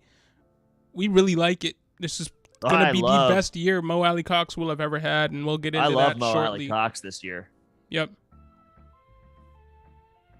I love Mo-Alie Cox this year. I have him listed as my tight end 20 he is my favorite long shot where who I believe has tight end 1 upside this year. ADP still of 210. Like that's crazy. That's crazy. You want to talk about flying under the radar? Mo-Alie Cox isn't flying under the radar. Mo-Alie Cox is not on the radar. Mo-Alie Cox is trying to fly under the radar. Like, I don't even know what stupid play on words I'm trying to say right now. Mo-Alie Cox is not being drafted. There you go. He is not being drafted, and I don't understand why. This is so easy. This is so simple. I know he's not like the greatest athlete. I don't think his RAS score is he's the elite tier. He ran a 4.8. He's not fast. Well, yeah, because he's not shifty, tall, and he's 400 pounds of muscle. He's 6'4", so he's not technically a giant out there. I think people think that Mo-Alie Cox is a larger human than he is. Yeah, it's because of his weight, dude. He's a rocked up 262 pounds at 6'4". The dude's like just built. That's what he is. He's 7'5", 350. That is what Mo-Alie Cox is, or that's what he plays like anyway. He's 7'5", 350. There you go. He is Shaq playing tight end. That is what Mo-Alie Cox is. So yes, the traditional RAS score is not quite there for Mo-Alie Cox, but he is an imposing enough player at the position given his size and the opportunity. He's good enough to get it done, right and that's there. all that Matt Ryan has ever matters. needed from a tight end, is That's good all enough to get it done. We saw Austin Hooper post 2 tight end 1 finishes with Matt Ryan. One was tight end 8 in fantasy points per game in his 3rd season, and in his 4th season, he was the tight end 3, top 3 tight end with Matt Ryan in his 4th year. And then Hayden Hurst comes in, and he's tight end 10. Yep. And then we saw what Matt Ryan did with Kyle Pitts. Yep. Matt Ryan loves using his tight end, and look at that Ryan's depth chart. It's Michael Pittman, and then we're hoping Paris Campbell can stay healthy. We're hoping Paris Campbell stays healthy. We're hoping Alec Pierce isn't Denzel Mims, that, because that's his best comparable on Player Profiler. But look at these numbers for Mo-Alie Cox last year with Carson Wentz. 4th in average target distance, 9.5. 5th in yards per reception, 13.2. Juke rate, he matches Gerald Everett's juke rate with 25%. Number 1. He's tied for number 1 in juke rate last year. There you go. Target separation, 6th in the league. The advanced metrics for Mo-Alie Cox are pretty good. Yep. The only thing he has never gotten is the full-time role all to himself, because Jack Doyle has always been there. Yep. And a good quarterback. Those are the only things that have stood in the way of Mo-Alie Cox producing. And now those roadblocks are completely out of the way. Yeah, I would have never thought Mo-Alie Cox would have been tied for first at juke rate either, bro. But it's there. He's 29 years old. He's a little bit older than people think. Undrafted, so he doesn't have the draft capital. But Mo-Alie Cox this year, just based on what Matt Ryan does with tight ends, should be a top 12 option. Yep. That you can have for free. The most literal free as can honestly be. if you're in a 16 round draft, just take him with your last pick. You can wait until after the draft. You can wait until after the draft and put somebody that you drafted that is going to be on IR, that already has that IR tag in your IR spot, and pick up Mo-Alie Cox for free once free agency opens in your leagues. You don't even have to draft Mo-Alie Cox. You don't even have to draft him. It's crazy.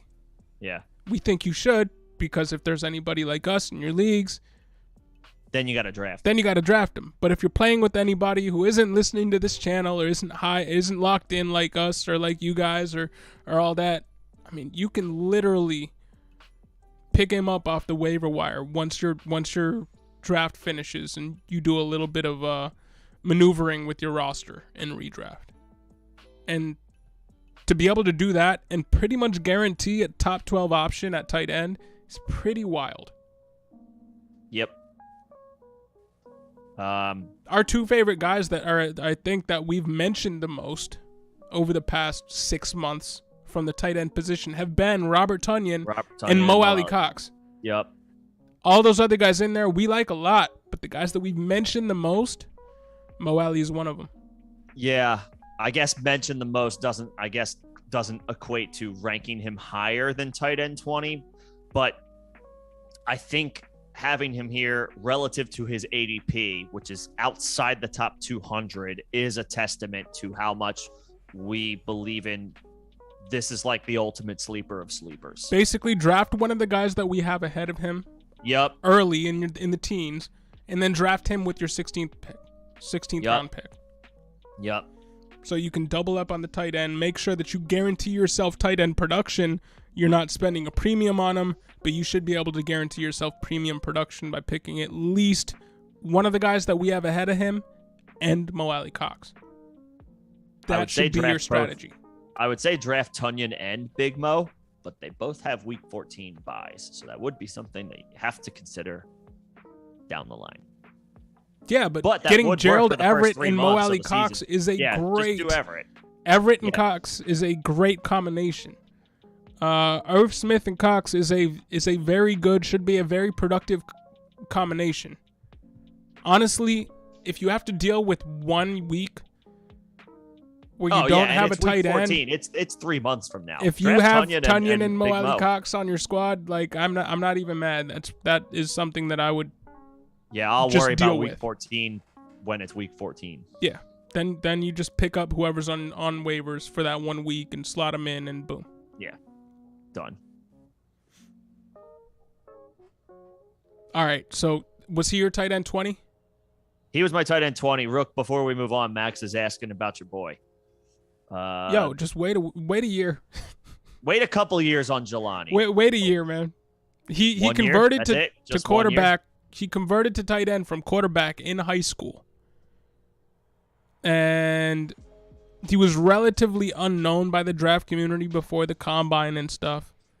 But he's 6'7", has the best RAS of all time. He's the best size-adjusted athlete at the position. And he could be, if they don't re-up with a then 30-year-old Mo-Alie Cox, he could be the Colts' #1 tight end as soon as next year. They drafted him in the 3rd round. He has pretty good draft capital for a tight end, especially recently. The sky's the limit on Jelani Woods, but as a rookie, don't invest in him in best ball or redraft. No. But by next year, he could have a role for sure. But this year, it's Cox season. Pause. The upside is through the roof for Jelani Woods, but he's on the he's on the back burner. He's in the back developing. All right, so who do you got at 21 though?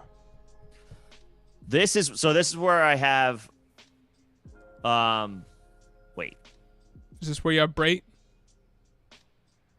So Mo-Alie is my tight end 20. Brate was my tight end 19. So I think Brate is my tight end 21. Okay. Who was your tight end 9? Oh, this is where you had Noah Fant. That's where you had Noah Fant. I had Cam Brate at tight end. Speak on Brate. Speak on Brate because we went on our Mo-Alie Cox we got excited about him. Detail, He's one of our favorite tight ends this year. I threw Cam Brate ahead of Mo-Alie Cox as my tight end 19, just because he's the benefactor of a huge circumstance. Gronkowski for now is retired. I don't know that either of us or anybody in here is 100% assured or sure of the fact that Gronk is gone for good. But because he retired, the possibility that he does not come back is not nothing. It's not zero. So right now, just by default, Cam Brate is Tom Brady's tight end 1. And we talked about how, earlier in the offseason, we talked about Gronkowski and his opportunity without Chris Godwin to start the season and without Antonio Brown at all. Because we were under the impression that he was just playing the full season. Right. Yeah. Now it turns out he's possibly, he's retired. Maybe Gronk comes back like week 5, week 6 or something like that. He comes back in the middle of the season. And then Brate becomes obsolete. So that obviously remains a cap on Brate's potential, plus the fact that he's obviously just not as good as Gronk. Yeah. But the situation could not be any better for Brate to just kind of accidentally fall into production this year. He's not even going to have to do that much, but this will be a Bucs offense. He won't do that much, but no, he won't do that much. But this is a Bucs offense that is now looking for somebody to step up outside of Mike Evans, and I guess now we expect like some combination of Russell Gage and Leonard Fournette in the passing game. So if Gronk is truly retired, this is Cam Brate's job. They drafted a couple of rookies, but the mantra for most rookie tight ends most years has to remain the same. We just can't pin that high of expectations on them. Unless they're an athletic freak, and neither of the ones that they drafted are athletic freaks. This is a position that is run by the veterans for the most part. And Cam Brate is the senior most by far tight end on this Bucs offense. So this could change quickly. And honestly, I could put Mo-Alie ahead of Cam Brate, maybe even as soon as right now. I guess I just looked at the opportunity versus the cost, because Brate's ADP has adjusted, but he's still not getting drafted anywhere close to where Gronk was getting drafted. So he presents a good opportunity. It's maybe the most boring option here, maybe the most uninspiring option here. But in a world where Gronk does not return, Cam Brate has a massive opportunity in front of him. Cameron Brate last year was 4th in red zone targets. Kind of wild. Right. He had 19 red zone targets that ranked 4th in the league. 4 touchdowns. Not a ton of targets, 57 targets. 5 of those ended up being drops.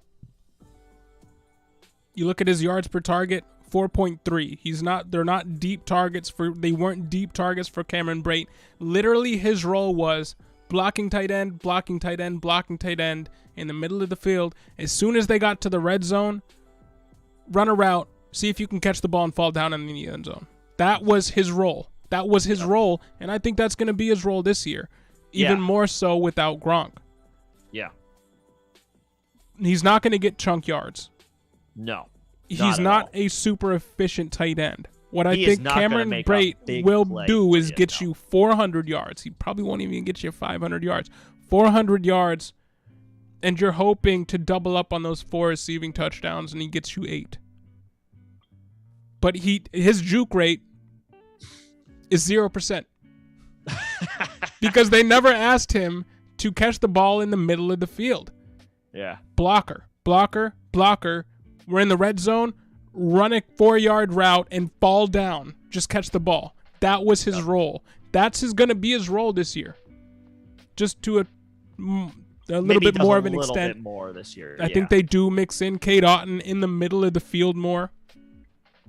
They do run some 2 tight end sets, use Brate as a blocker in the middle of the field. But when they get to the red zone, run your 4-yard route, try to catch the ball and fall the F down. Like that's your role. That's what Tom Brady is going to be saying to him. So there's no way that I can have him ranked over a Mo-Alie Cox, because Mo-Alie Cox ranked number 1 in juke rate, and he's playing with a quarterback that, again, 5 tight end ones in the past 6 seasons. Like, I can't say no to that. You could probably say the same about Tom Brady in terms of looking at what his tight ends have done historically. It's probably 5 tight end ones in the last 6 seasons, but I'd rather have a 29-year-old Mo-Alie Cox than a 31-year-old Cameron Brate. Yeah, I mean, you don't have to twist my arm that bad. Yeah. And he's actually slower than Mo-Alie Cox. He ran at 4.82. Well, he's nowhere close. Yeah, he's not the physical. Run your 4-yard route and fall to F down and fall into the end zone. Yeah, and maybe we'll get maybe we'll get 400 yards and 8 touchdowns out of you. So from that regard, I have to have him in this tight end 2 list. I could flip him down to tight end 20 and put Mo-Alie Cox up at tight end 19. I don't have a problem with that. But for now, out of the respect of the opportunity and situation, I got Cam Brate. I'll put him officially at tight end 20. There you go. So there you go.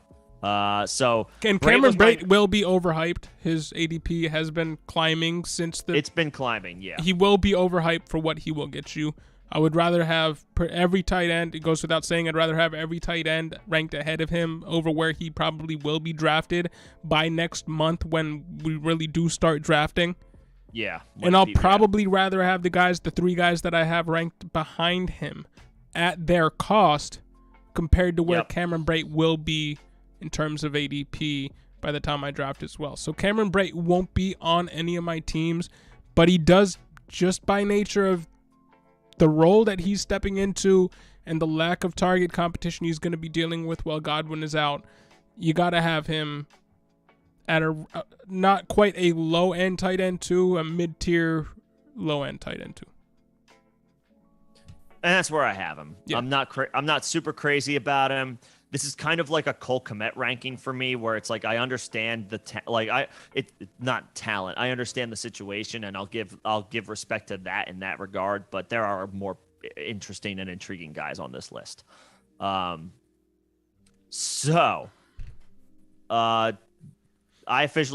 move Mo-Alie Cox officially up one spot to tight end 19. Brate goes down for me to tight end 20. Who's your tight end 21?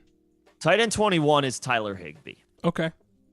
Who I've never been a huge fan of, to be completely honest. I straight up left him off my list because I don't like him as a player, man. But the past 2 years, it's deserved to have him there, but I just don't. In the past, look, I think we're in kind of lockstep on this. I'm not a Tyler Higbee guy, but he's topped 500 yards and 5 touchdowns each of the past 2 seasons. And last year, he actually caught 60 balls. 85 targets, yeah. Yeah. Missed the Super Bowl with an MCL sprain, but he didn't tear anything. It was a significant enough injury on a week-to-week basis at the time where he was just not able to go. But I don't think there are any long-term concerns, even as far as this offseason, with his recovery and return to the field. And now his ADP is 165. So again, there's zero risk in a guy who has topped 100 fantasy points in half PPR scoring the past the past 3 seasons. So it's boring. There's nothing exciting about Tyler Higbee other than he's attached. He is a proven player at the position. His opportunity cost is 0. ADP of 165. The cost is 0. The risk is so minimal, and he's attached to a good offense and a good quarterback. Where you want to talk about the outside weapon seeing double teams, Cooper Kupp and Allen Robinson, especially Kupp, will be seeing that somewhat frequently, if not every play. Higbee, if healthy, is going to have plenty of opportunity to be, just winning one-on-ones against linebackers and safeties. And so far, he's been productive enough over the past few seasons to deliver low-end tight end 1 performances. The difference is this year, you can get him probably about 40 picks cheaper than you were able to the past couple of seasons. So I don't love Tyler Higbee, but out of respect for what he's done over the past couple of years, plus his ADP being as cheap as it is, I had to have him on this list.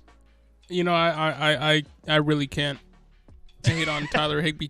I don't care about anything you just said. I hated on him too much.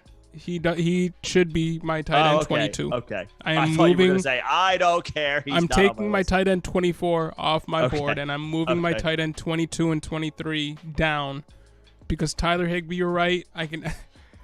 He's just not a guy that I've Sometimes ever you just wanted don't like on a guy. Yeah. Sometimes you just don't like a dude, He's my Noah Fant for you, Max. There you go. So there you go. But looking at the advanced numbers for him last year, 13th in targets, number 2 in snap share, number 6 in routes run, number 5 in route participation, number 1 in red zone targets, number 9 in receptions. And this offense will have scoring opportunities. Number 4 in true catch rate, number 9 in target separation. Yeah. He deserves to be ranked in my tight end 2's rankings. I am hating a little too much. He honestly should have done more last year based on those advanced metrics for last season, but part of that is why I don't like him all that much. Oh yeah, he's not exciting. But his role is who he is? He's Brent Selleck. Oh God. What? Come get at me, Eagles fan. I have not. Well, there's a backstory there that the folks don't know. That just John has this undescribed hatred for Brent Selleck. It's because every year he was hyped up by the people that I learned Fans. fantasy from, which were Eagles fans, he was hyped up as a tight end 1 and performed like a low end tight end 2 every year. Every year. He was just like, what has Brett Zellick done that y'all love him this much? This is crazy. And so, you know who that's who Tyler Higbee is. I kind of hate on him. I think it's a little undeserved. Higbee's better than Selleck, but he is my Selleck for fantasy this year. There you go. I hate on him too much. He doesn't deserve it. Most likely, he is better than I will give him credit for, but I'm giving him his flowers now. You're middling tight end 2, Tyler Higbee. Yep. I will have more shares of Tyler Higbee this year than I'll have ever had because his ADP is 165. Yeah. But I don't like you. Again, I don't like you, fine. Tyler Higbee, but people... Yeah. It's nothing personal. I can't explain it. It is but personal. There's something about your face. It's personal with me. No, with Higbee, this is the last thing I'll say. This is the last. I promise this is the last thing I'll say. Or now I forget what I was gonna say. Yeah, he's not the most exciting. I've never been a big fan of him, but I'll have more shares of him this year than I'll have ever had. Yeah. I mean, I'm probably still not gonna have shares of him. Sorry, but... I remember. The injury was not a tear. It was a sprain. So there are no long-term concerns as far as his return to the field. So that's it. Tyler Higbee, tight end 21.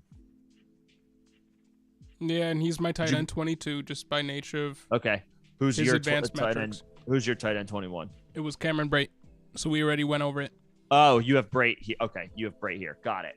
Okay, so down to 22. This is where I have Noah Fant, who you have kind of already spoken to, and we have talked about at length. I think we're both bullish on him. The reason I have him about 3 spots lower than you is the situation. The offense is expected to be bad. The quarterback plays. I would argue that you should have him over Brate too, but that's fine. Honestly, I could do that. I could put him over Brate. The difference for me. Fant is the much better player. Brate is in the significantly better situation, and I'm more likely to gravitate to a situation where the quarterback is better, and I'll take Tom Brady over. I'll take 63-year-old Tom Brady over present-day Drew Lock. So, as much as I want Drew Lock to be good, let's call a spade a spade. Fair. I can't fade you there. Drew got roasted by the U.S. Open on Twitter Lock on the 4th of July. What? I didn't see go that. Check out Twitter. Go check out the U.S. Open's tweets about Drew Lock. It's wild. Oh man. Okay. I think I need to do that now. Yeah, go ahead. So anyway, that's why I understand that Noah Fant has delivered in bad offenses before. It's hard to keep betting against that when there are other guys that I prefer their situations a little bit more. So, oh man, I'm seeing it now. That's amazing. So that is amazing. Some troll on Twitter. It was SportsCenter posted a tweet about something that happened at Wimbledon, and some troll posted that classic 12-year-old like tennis is not a sport type of response. He said ratio plus your event is poverty. And the U.S. Open came back, and it was a Seahawks fan, or I think he had a. His Seahawks name is Abbey. Seahawks fan for life. Geno Smith propagandist, which isn't a word.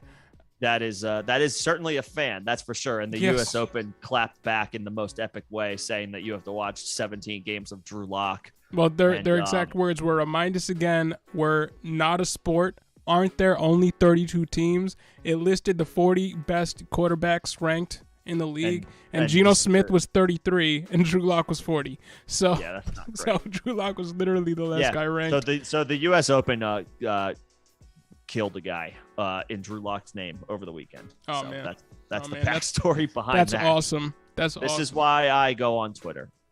Thank you for sharing. Thank you for sharing that. I get my information and I get I watch ratios develop in real time. That's what I do. Anyway, I respect Noah. Long story short, Noah Fant is my tight end. I'll put him at, in that 21, 22 range. Maybe him and Cam Brate flip-flop depending on how I'm feeling that day. But Fant is the better player and has delivered despite being in a bad situation, but he remains in a terrible situation. Like, this Seahawks team could be one of the worst in the league. If things stay the same, I think they contend for the number 1 overall pick this year. Yeah, so, which is why I hypothesize that Fant will be playing with Bryce Young or. So for Dynasty, go ahead and make the call. Or what's his name? I forget the other quarterback's name. Stroud. Yes. Yeah. C.J. Stroud. So there you go. That's why I have Fant at that tight end 22, maybe 21. Maybe I could be convinced to put him over Cam Brate, but Fant at tight end 22 for me. What about you? Well, Higbee is now my tight end 22. This is where you have Tyler Higbee. Okay, got it. Who's your tight end 23? Austin Hooper. Hey, all right. So now we get to Hooper. Okay. Yep. He didn't make my list, but sell me. I mean, he's been in a terrible situation the past few seasons. Yeah, he's been basically splitting 1/3 of the work, even though he's the de facto number 1 tight end there over the past 2 seasons in Cleveland. He was splitting 1/3 of the work with, or 2/3 of the work with Harrison Bryant and David Njoku, because they pretty much split up their snaps evenly. He still got 435 yards and 4 touchdowns in 2020 and 345 yards and 3 touchdowns in 2021. Not great numbers by any means, but my ranking here is not based off of the last 2 seasons. It's based off of what he's going to be, the role that he's going to be playing on Tennessee. Treylon Burks should open the season, by all accounts, as the wide receiver 3 on that team in a very limited role. They traded away their number 1 wide receiver, who's one of the best wide receivers in the league, in A.J. Brown, for a guy who, at least in the immediate future, will be a part-time role player from the wide receiver 3 slot. They have Robert Woods coming back from an ACL injury, and he tore it halfway through the season. I believe it was week 9 or week 10. And then who else do they have on their team? Who else do they have in the wide receiver room? A rookie, Kyle Phillips, Dez Fitzpatrick, Nick Westbrook-Akine, Racey McMath. Those are the guys that are going to be on the field when Robert Woods can't make it back week 1. Mm-hmm. And it's going to be Treylon Burks in a part-time role. Austin Hooper's going to be in a full-time role, basically being their catch-all for the Tennessee Titans. They're not a pass-first team by any means. They're a run-first team through and through with Derrick Henry. But Austin Hooper is technically a bet to score 8 touchdowns. 8 touchdowns. Because they're going to be in the red zone a lot with Derrick Henry. Because the one thing he can do is move the ball down the field. He's probably not going to reach that 600, 700-yard mark with the yardage, but he could, considering their wide receiver depth is so terrible. Gets a quarterback upgrade this year. Right. A few years ago, who was their tight end a few years ago who was for the Tennessee Titans with Tannehill? Ferkser? Ferkser had one season, but Jonnu Smith. It was Jonnu. Jonnu Smith. Jonnu Smith was a top 10 option, a top 12 op. Was he a top 12 option? Yeah, he scored his last year in Tennessee. Yeah, he scored 9 touchdowns. There you go. One on the ground at the goal, around like the goal line. I think the offensive 448 yards, 65 receptions, 8 touchdowns. That can be what Austin Hooper is this season. That can absolutely be what Austin Hooper is this season. Austin Hooper's not an athletic specimen, but he technically, when his quarterback hyper targets him and he has a good quarterback, he technically has shown he's been a tight end top 1. 8, top 3 upside. Yeah, he's been a tight end 1. He's only 27 right now, so he's not super old. He's just been in the league for a while, which is good. He started to develop a little earlier than others. And I would bet his ADP is near the 200 mark. It is inside the top 200, but not significantly. Yeah, I mean, the opportunity is absolutely there. The reports during the offseason was that Tannehill had started to build a bit of a connection with Austin Hooper. That he was. Who else is there for him to build a connection with? Yeah, Treylon Burks isn't practicing. Hooper's ADP is 190, so 10 spots away from 200. So yeah, I mean, it's pretty free. Yeah. Yeah, I'm probably not going to end up with him on a lot of my rosters, but I do think he will at least be a tight end 2. Or he should easily outperform that ADP. Exactly.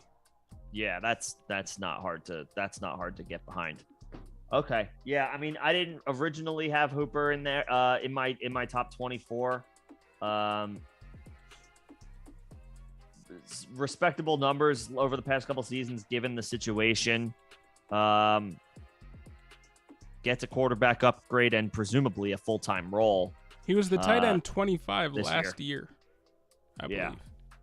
So, and he's being drafted that way. He's being drafted as the tight end 25 with an ADP of 190. It should not be hard for him to beat those projections. Actually, no, he was the tight end 24 last year. Okay, so now he's being drafted as the tight end 25 with an ADP of 190. His situation is better. And he was the lowest of tight end 2s last year. He should be in the tight end 2s this year. He really should. His opportunity is higher, or his opportunity is better. He's got the full-time role. He gets a quarterback upgrade, and the pass catchers on Tennessee are pretty razor thin right now until Robert Woods is able to come back.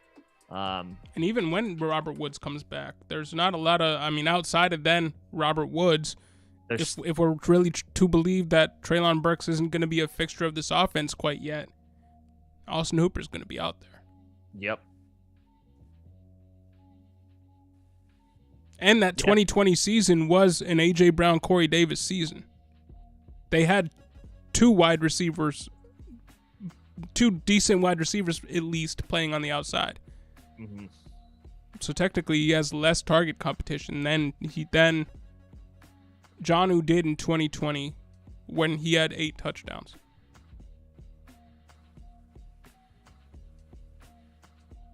Could happen. Am I bullish on it? Not maybe not bullish. Sure. Probably wouldn't be the term, but I do think it will. He will be a TE2. So I originally had David Njoku here, who did outperform Hooper last year as teammates. He should be ahead of him. Yeah. Dynasty rankings, he should be ahead of him. If his quarterback is Jacoby Brissett, yeah, that's not good. He can't be there. Yeah. What's going on, Jason? How you doing, man? What's up, Jason? Yeah, I mean, I guess I really like Njoku. It's a full-time role, a backup quarterback, maybe checking the ball down to his tight end, his easy target to dump it off to. Yo, Slim, thanks for the thanks for the super, bro. Much appreciated. That's great. I guess I'm getting signs that the flow was meant to go. But yeah, I made this call. I made this call with the summer fast approaching. And I was like, it's getting hot. I've had this for a couple of years. Let's go back to my bread and butter as far as how I usually have my hair, what length I have my hair at. So yeah, that was a Cali thing. He never had hair that long. No, that was a Cali thing. That was that West Coast influence, I suppose. But I've returned from the dark side, I guess. So appreciate the endorsement either way. Just sign Nick's haircut to a multi-year deal. Yo. I need all the incentives. That's awesome. I need an incentive laden. Is it fully guaranteed? I need an incentive laden contract, or I will show up to camp out of shape.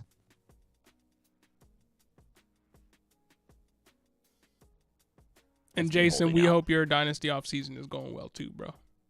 We're working on it. Hopefully. I'm waiting on a few trades in dynasty leagues. We'll see. I don't think I'm engaged in any conversations at the moment. I tried to engage you in a conversation. You said no. I said get out of here. Well, you asked me if I wanted Davis Mills. I was like, no, not really. Hey, you've spoken higher than I have of him in the past. That's true. I just wanted to, throw out a feeler. Yeah, you can kick the tires. That's fine. Yeah.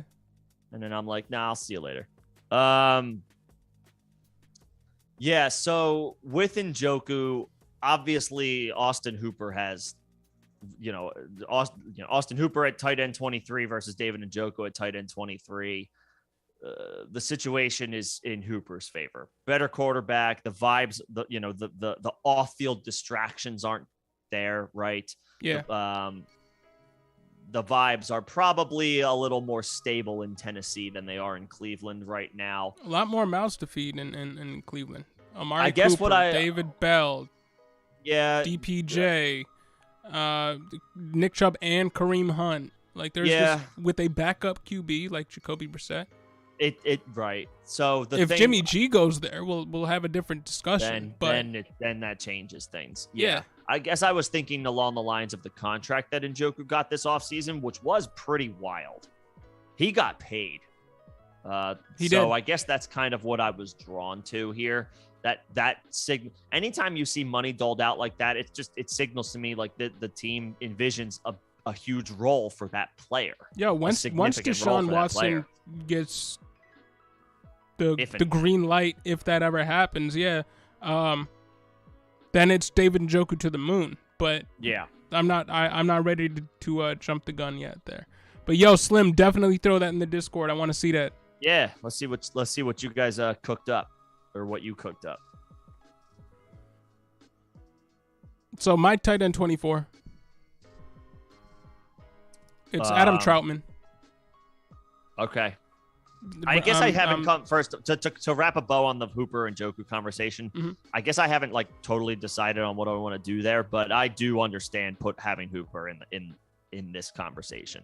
It makes sense. So anyway, you have Trautman here. I have Trautman at 24. I mean, you look. He might be the biggest forgotten man. He might be, and he was a guy that we were high on last year, and we said early in the offseason, we both said we were probably 1 year too early on him, and this year is probably the year that we were hoping last year was going to be. If I said that correctly, I'm not sure, but I hope you get what I'm going for there. We're hoping this year is what we wanted from last year. Yeah, for Adam Trautman. Jameis, full-time quarterback, no Taysom Hill BS. It's Jameis. We think so. And we're pretty sure that's the case. Yeah, we can't say anything with certainty. And there are a lot of questions around Michael Thomas. Yeah. A lot of questions around Michael Thomas. I know there was a report earlier this week that he was seen running now. But we're just still not sure. A lot of question marks surrounding Michael Thomas. So it looks like they're going into the year with Olave and Jarvis Landry, and there's question marks around Kamara too. Now it looks like Kamara is probably going to be playing week 1. That's because how the league appears. Doesn't have any concrete timeline. I think was the latest report on Kamara. There's no concrete timeline for Kamara suspension. He's got a hearing August 1st, but then, the legal process, then they have to set a court date, which this late in the game, that court date could take until January or February to be scheduled, which is after the season. So Kamara is likely to be available for the Saints week 1.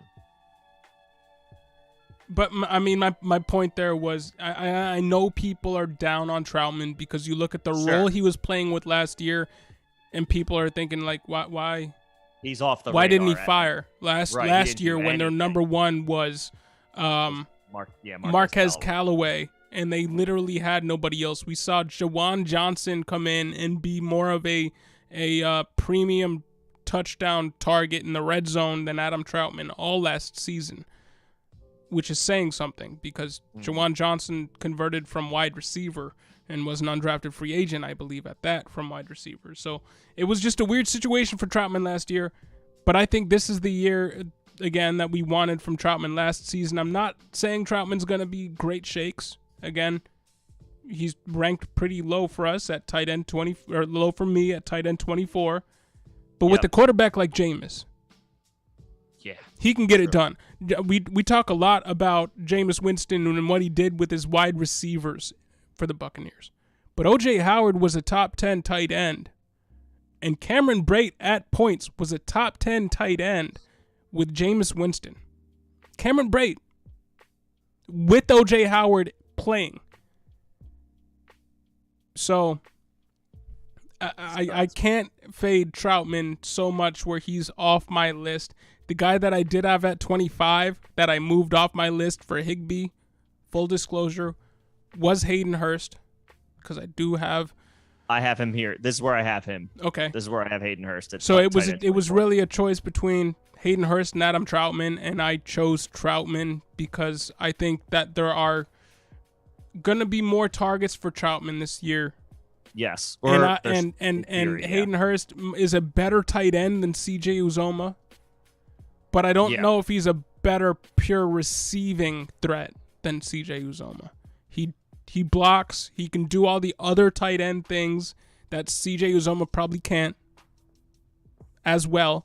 But I don't know how much better of a receiving option at tight end Hayden Hurst is over CJ Uzoma, so he didn't make my list. But Adam Trautman should be a full-time role tight end this year.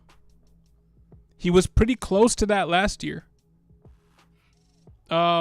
He wasn't a route participant last year, but he played a lot of snaps. Yes, he was. Yes, he did. And I think this might be... This is the season that this is the season where Trautman becomes a tight end 2. I'm not saying this is the season where Trautman becomes a tight end 1. I'm saying this is the season where Trautman becomes a tight end 2. I will probably not have Trautman on any of my dynasty teams, or not dynasty teams, best baller redraft teams, because I don't think the upside for a tight end 1 is there. But I think he will be a tight end 2 this year. I think we're still maybe a year off from tight end 1 possibilities for Adam Trautman. He technically does have that in his range of outcomes because he is he has an RAS in the 8s. And it's okay.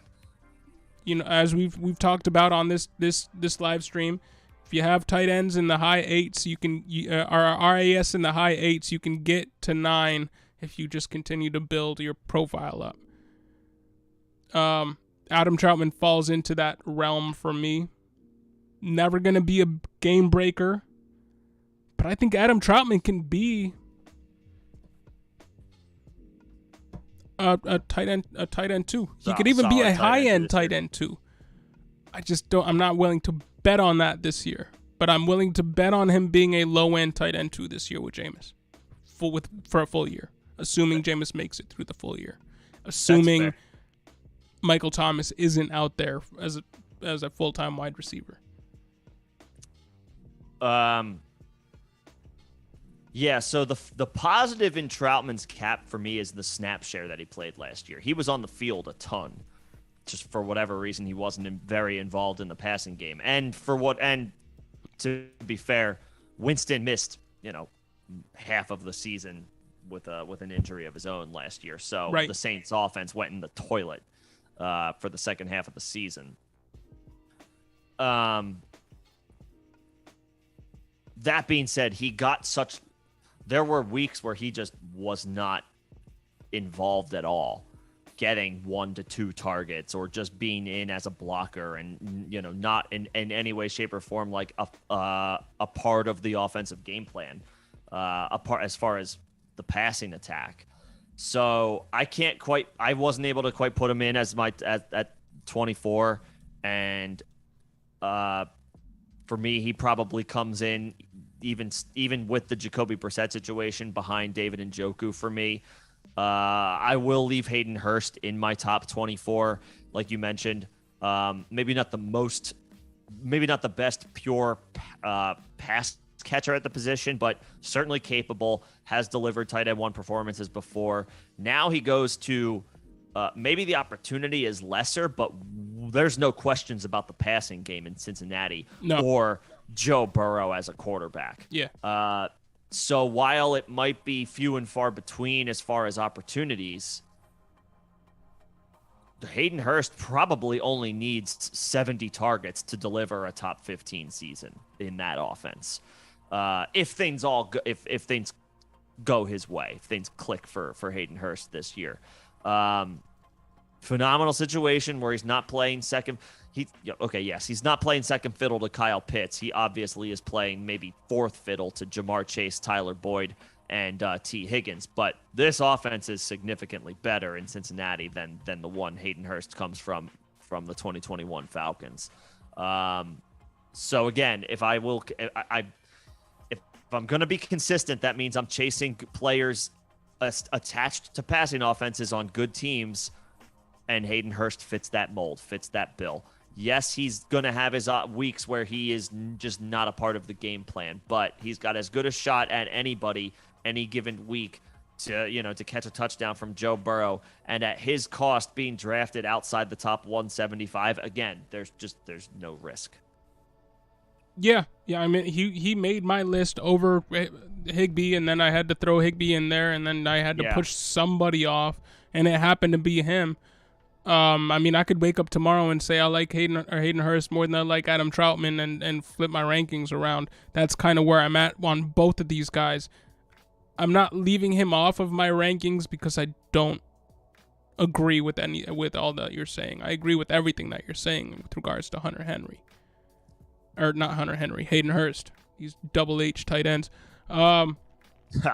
His high watermark, though, it has been to this point 6 touchdowns, 571 receiving yards. Yeah. And I do think a Jameis Winston tight end technically has more touchdown upside than what Hayden Hurst has shown us through his years in the league, and he will be 29 when the season starts. That said, yes, he with the offense that he's playing in, with the quarterback that he's playing with, he now also has a chance to score within that 8 touchdown threshold on this new team.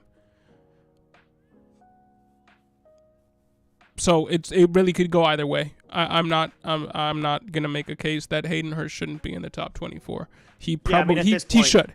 He should. There's only so much grappling you can do. There's just so many tight ends that we like. Right. To a certain extent, to where, hey, I would probably see Hayden Hurst on my fantasy teams more than I would see Adam Trautman on my fantasy teams. Yes. For this year, yeah. Yes. For this year, yeah. Which is weird why I would have Adam Trautman ranked higher than him. But I guess I guess I would prefer slightly Austin Hooper to David Njoku. So maybe I slot Hurst up one spot, throw Hooper in at 24, and Njoku maybe just misses the cut for me. But like they're all kind of in that same area, low end, tight end 2, just from a rankings perspective. But we like them enough to call out the upside that they bring to the table for 2022. So that, I guess, kind of wraps up all of the names that we'll bring up today from a rankings perspective. KOTJ, what's going on, man? What's going on, man? We did talk about Irv Smith earlier in the stream. I can summarize, like, he was a top 15. Did he make your top 15 after adjustments? He was my tight end 16, but it was really just a tier for me. I have him and Cole Kmet in the same tier, and one guy had to go ahead of the other, and I have Cole Kmet over Irv Smith, but I probably like Irv Smith more than I like Cole Kmet. Okay. I just think Cole Kmet is going to be featured more. Sure. But we both love have Irv him. Smith. Yeah, we both have him in that 15-16 range with plenty of upside to finish as a low-end tight end 1. I will go back and timestamp this stream if you're interested in listening to what we said about Irv Smith with a little bit more detail. Basically, he's not the athletic score isn't spectacular, but he's produced at every level so far. And he's on an offense where we expect big things from the passing game this year is kind of like the general summary for Irv Smith. So we think he's in line to have a strong season as long as he's able to stay healthy. But if you are interested in a little bit more detail, I will timestamp this live stream so that it's a little easier to find. And Slim, we did talk about Mo-Alie Cox as well, quite glowingly. I'll say the same thing. He's one of our two favorite tight ends in this ranking list that we've gone over. It's really him and Tonyan and Everett. We love him and Tonyan and Everett this year. Yeah, those are the three guys I think we're probably in the most lockstep with as being the highest on are those three names. Robert at Tonyan, cost. Yep. Gerald Everett, and Mo-Alie Cox. So again, I'll make sure to timestamp this live stream. So if anybody wants to go back and look at any one name specifically, you can do that. But just to quickly wrap up our thoughts on Mo, I mean, the opportunity is huge. Matt Ryan has supported tight end one finishes before, and it's a razor thin depth chart in Indianapolis from a pass catching perspective. We're big fans of Mo-Alie Cox for 2022. Yeah. I'll go back and make sure that once we get the timestamps, I'll also be cutting this up in the near future and putting them out as smaller snippet videos, so you'll be able there will be a Mo-Alie Cox video out.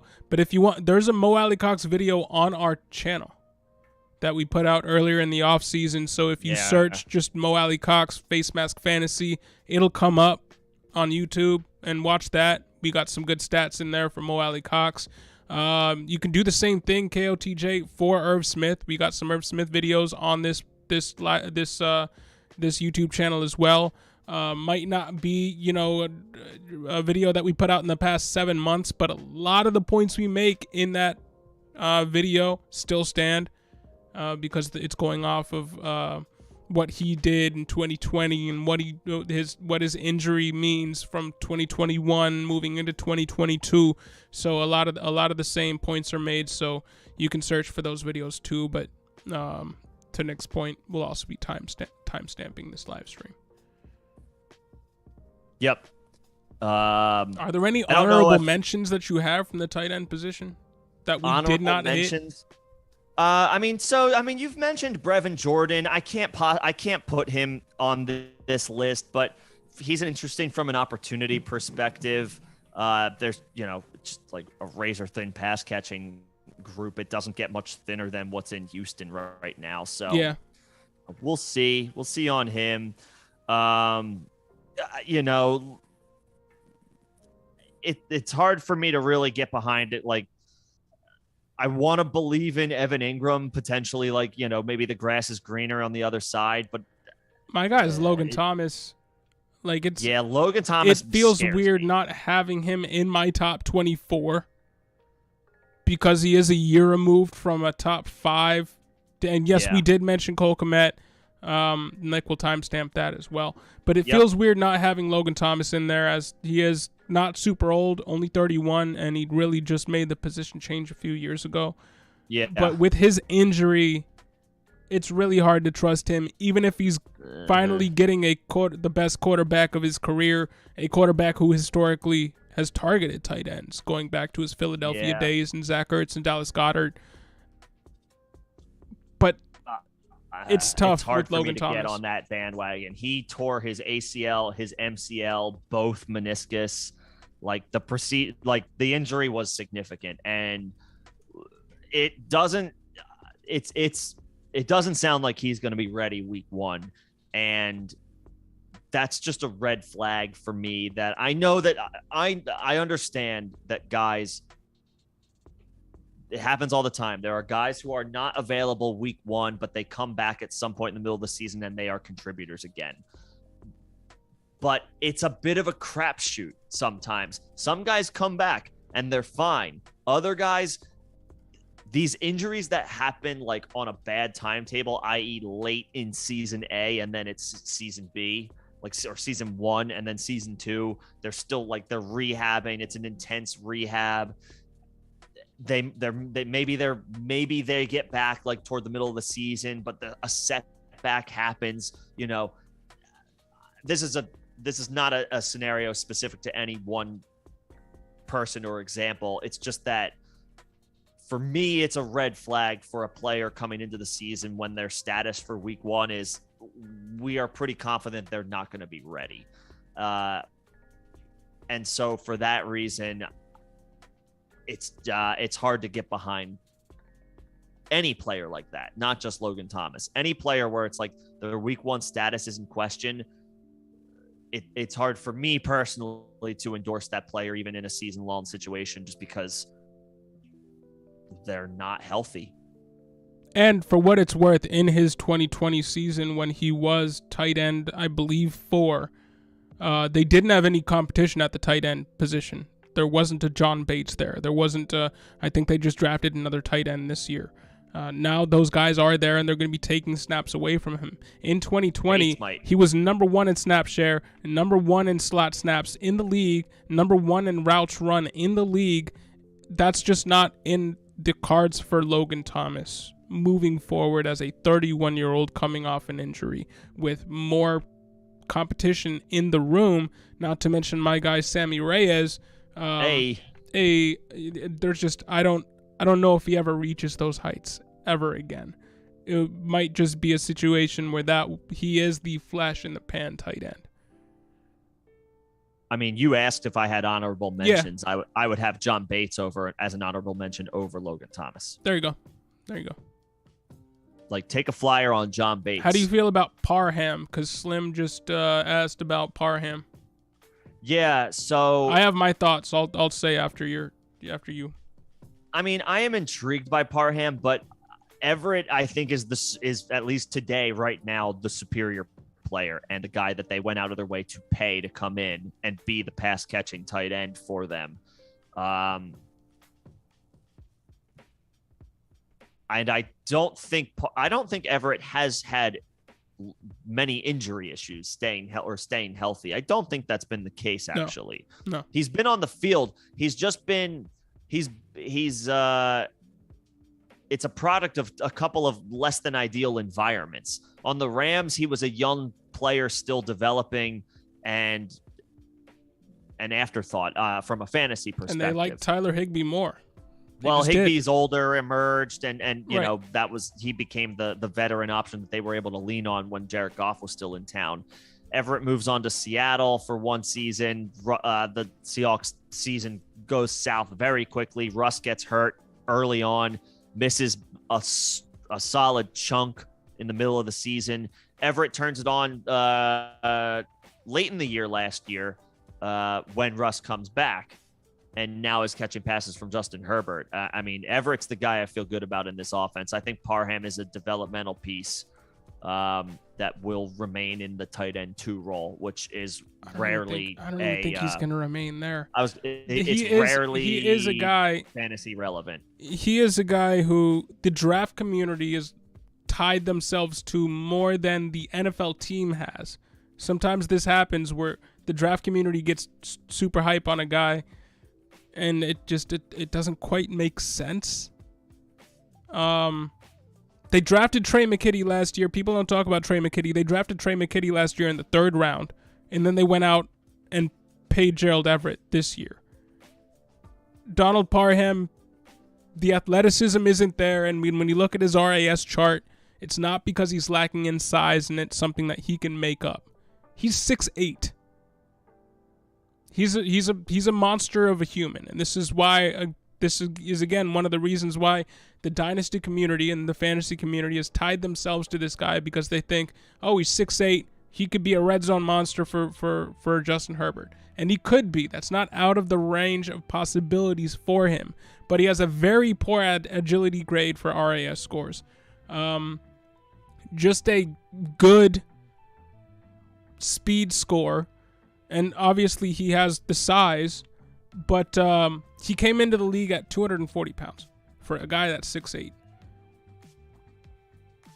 To contrast that, Mo-Alie Cox is 6'4" and 262 pounds. He just doesn't have that stereotypical tight end build which means it's going to take him a while for him to pan out. He's undrafted as well, so he doesn't have the draft capital that will keep him on the Chargers. I could see the Chargers holding on to him for one more year and then letting him walk and him going to another team. And then you're stuck holding Donald Parham that isn't tied to Justin Herbert anymore, which scares me away from Donald Parham. He hasn't been productive thus far in his NFL career. Very limited work.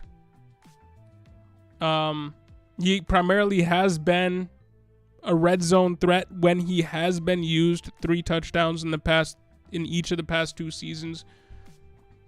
I just don't see the upside for him. If he is used, it'll most likely be on another team. Because by the time he builds his body up, he will be off of the Chargers. He'll be on another team. He'll be, 28 years old, 27 years, 28 years old, something like that. And at that point, you're hoping that he turns into a Waller who's a much better athlete, or a Logan Thomas, or as a late bloomer who's a much better athlete. I just don't see the upside there. Because for a guy that is a project, the athleticism isn't there to build off of. All he has is the size. And if you're hoping he's going to be Justin Herbert's red zone weapon of the future, I just don't see it. He will most likely be on another team and be their red zone monster of the future. And that might be a much less enticing team.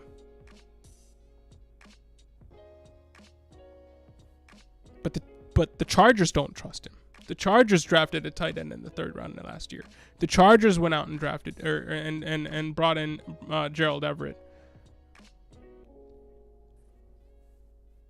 who they signed to a 2-year. To a 2-year. This isn't a 1-year deal for Gerald Everett. 2 years. By that time, Parham will probably be gone. Or, if he's up for a contract extension, probably won't have shown enough to warrant one. And they'll probably draft somebody else, or have brought along Trey McKitty to the point where he's the guy, or sign somebody else through free agency. I don't see it with Parham. There you go. And Slim, thoughts on your boy Gucci D taking reps from Albert? We did go over this a little bit earlier when we were talking about the Albert O ranking for Nick. I believe he is your tight end 14. Yeah. Do you want to speak on it? Just that, and again, we'll timestamp everything. Just that I feel the same way about Greg Dulcich taking work from Albert O, like I thought about Albert O when I was taking flyers on Noah Fant over the past couple of seasons. This is a developmental situation with Dulcich. Albert O is going to be the guy at tight end for the Broncos. And will be out there. He'll be, he could factor in 12 personnel sets, and he's on the field in blocking situations, and they put some bigger bodies out there, maybe in an obvious goal line situation or something like that. Maybe he'll catch the occasional pass here and there. It's not like rookie tight ends can't do nothing. It's hard to have anything other than incredibly modest expectations at best for young tight ends learning a very difficult position to play. I think this is Albert O's job comfortably, without any real threat of Dulcich making noise as even a tight end 2 in his rookie season. He's not on the radar outside of the deepest dynasty formats. I don't think deepest dynasty formats. I think, in 3 years, formats. In 3 years, they could Albert O. They could Noah Fant Albert O. They could move on from Albert O then and promote Gucci D, which is probably what they will do. But we're still, 3 years removed from that. Yeah. I don't think it's gonna. If you have Alberto, you should be worried about Gucci D this year. No. If Dulcich catches 15 to 20 passes this year, or more than that, I would color me surprised. It's just the tight end 2 role on any team is, for the most part, is generally speaking not a fantasy friendly one that sees passing volume. He was my tight end 4 in rookie rankings. A lot of people had him at tight end 2. As you know, mine went Jelani Woods, Trey McBride, Daniel Bellinger, who's gotten some great reviews over in the Giants camp, and then Gucci D. Yeah. So there's a chance. There's a chance. It's just we need to wait a couple years. Yeah, it's not a situation where we're going to see him on the field a ton year 1, like it will be for Bellinger, like it might be for McBride. It wouldn't surprise me if the Cardinals run a few extra 2 tight ends early in the season for sure. Off the field. Yep. Yeah. But yeah, we'll see Dulcich in 2025. Yeah. See him in 2025. Yeah, Bellinger has been getting buzz from camp, man. I hope y'all got a chance to draft him late in your drafts, because I think Bellinger might actually I think that prediction on him might come to fruition. Ricky Seals-Jones. Yeah. It could also be a thing to maybe try to let it fly under the radar during the season if and when he's not contributing much on what could be a bad Giants offense. Yeah, and then throw a few thirds, maybe a second, a late future second. If you're a contender. Late. Depending on how highly you think of him and what your need is at tight end. But yeah, man, I am happy that I did pick up Bellinger in a few leagues. In the ones that I didn't, I am kicking myself that I didn't make a draft day trade to just move into the spot where he was drafted. Because I think Bellinger does have a bright future ahead of him on the Giants. There you go.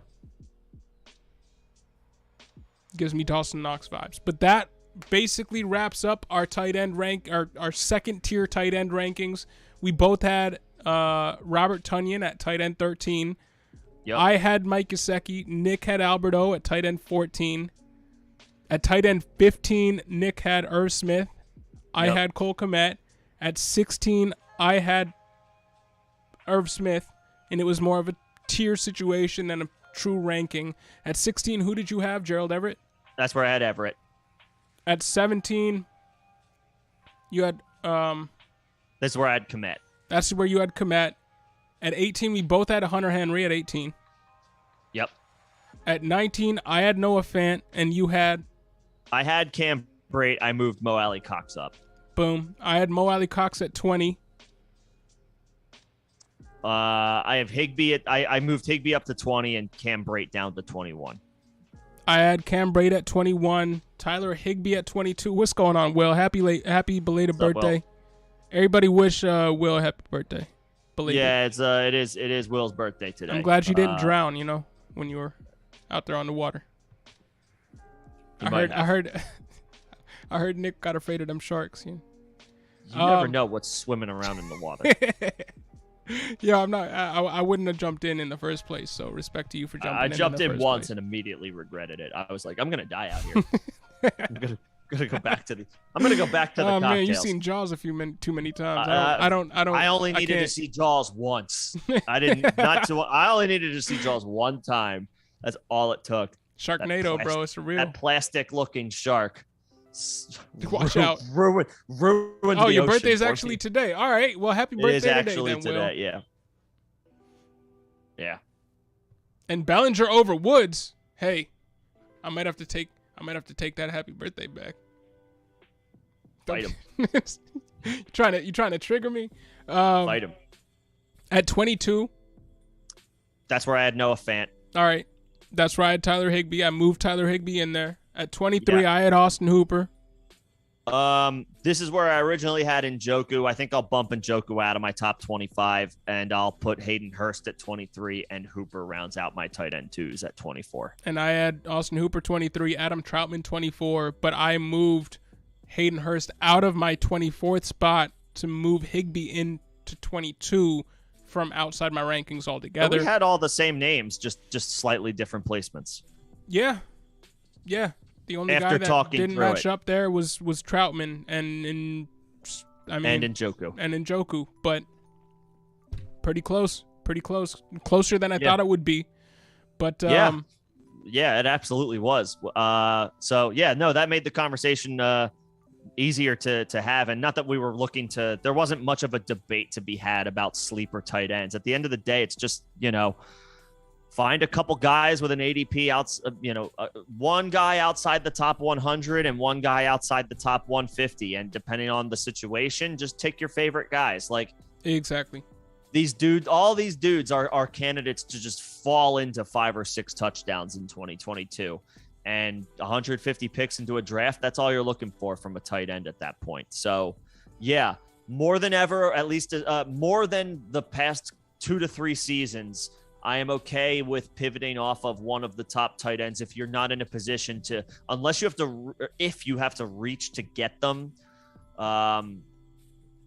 Don't go out of your way to do it. And if you miss on Travis Kelce, Mark Andrews, or Kyle Pitts, I'm like pretty much out altogether until we're 100 picks into the draft on the tight end position. And whereas last year and the year before, I was bullish on go get Travis Kelce, go get, at the time, George Kittle, go get Darren Waller.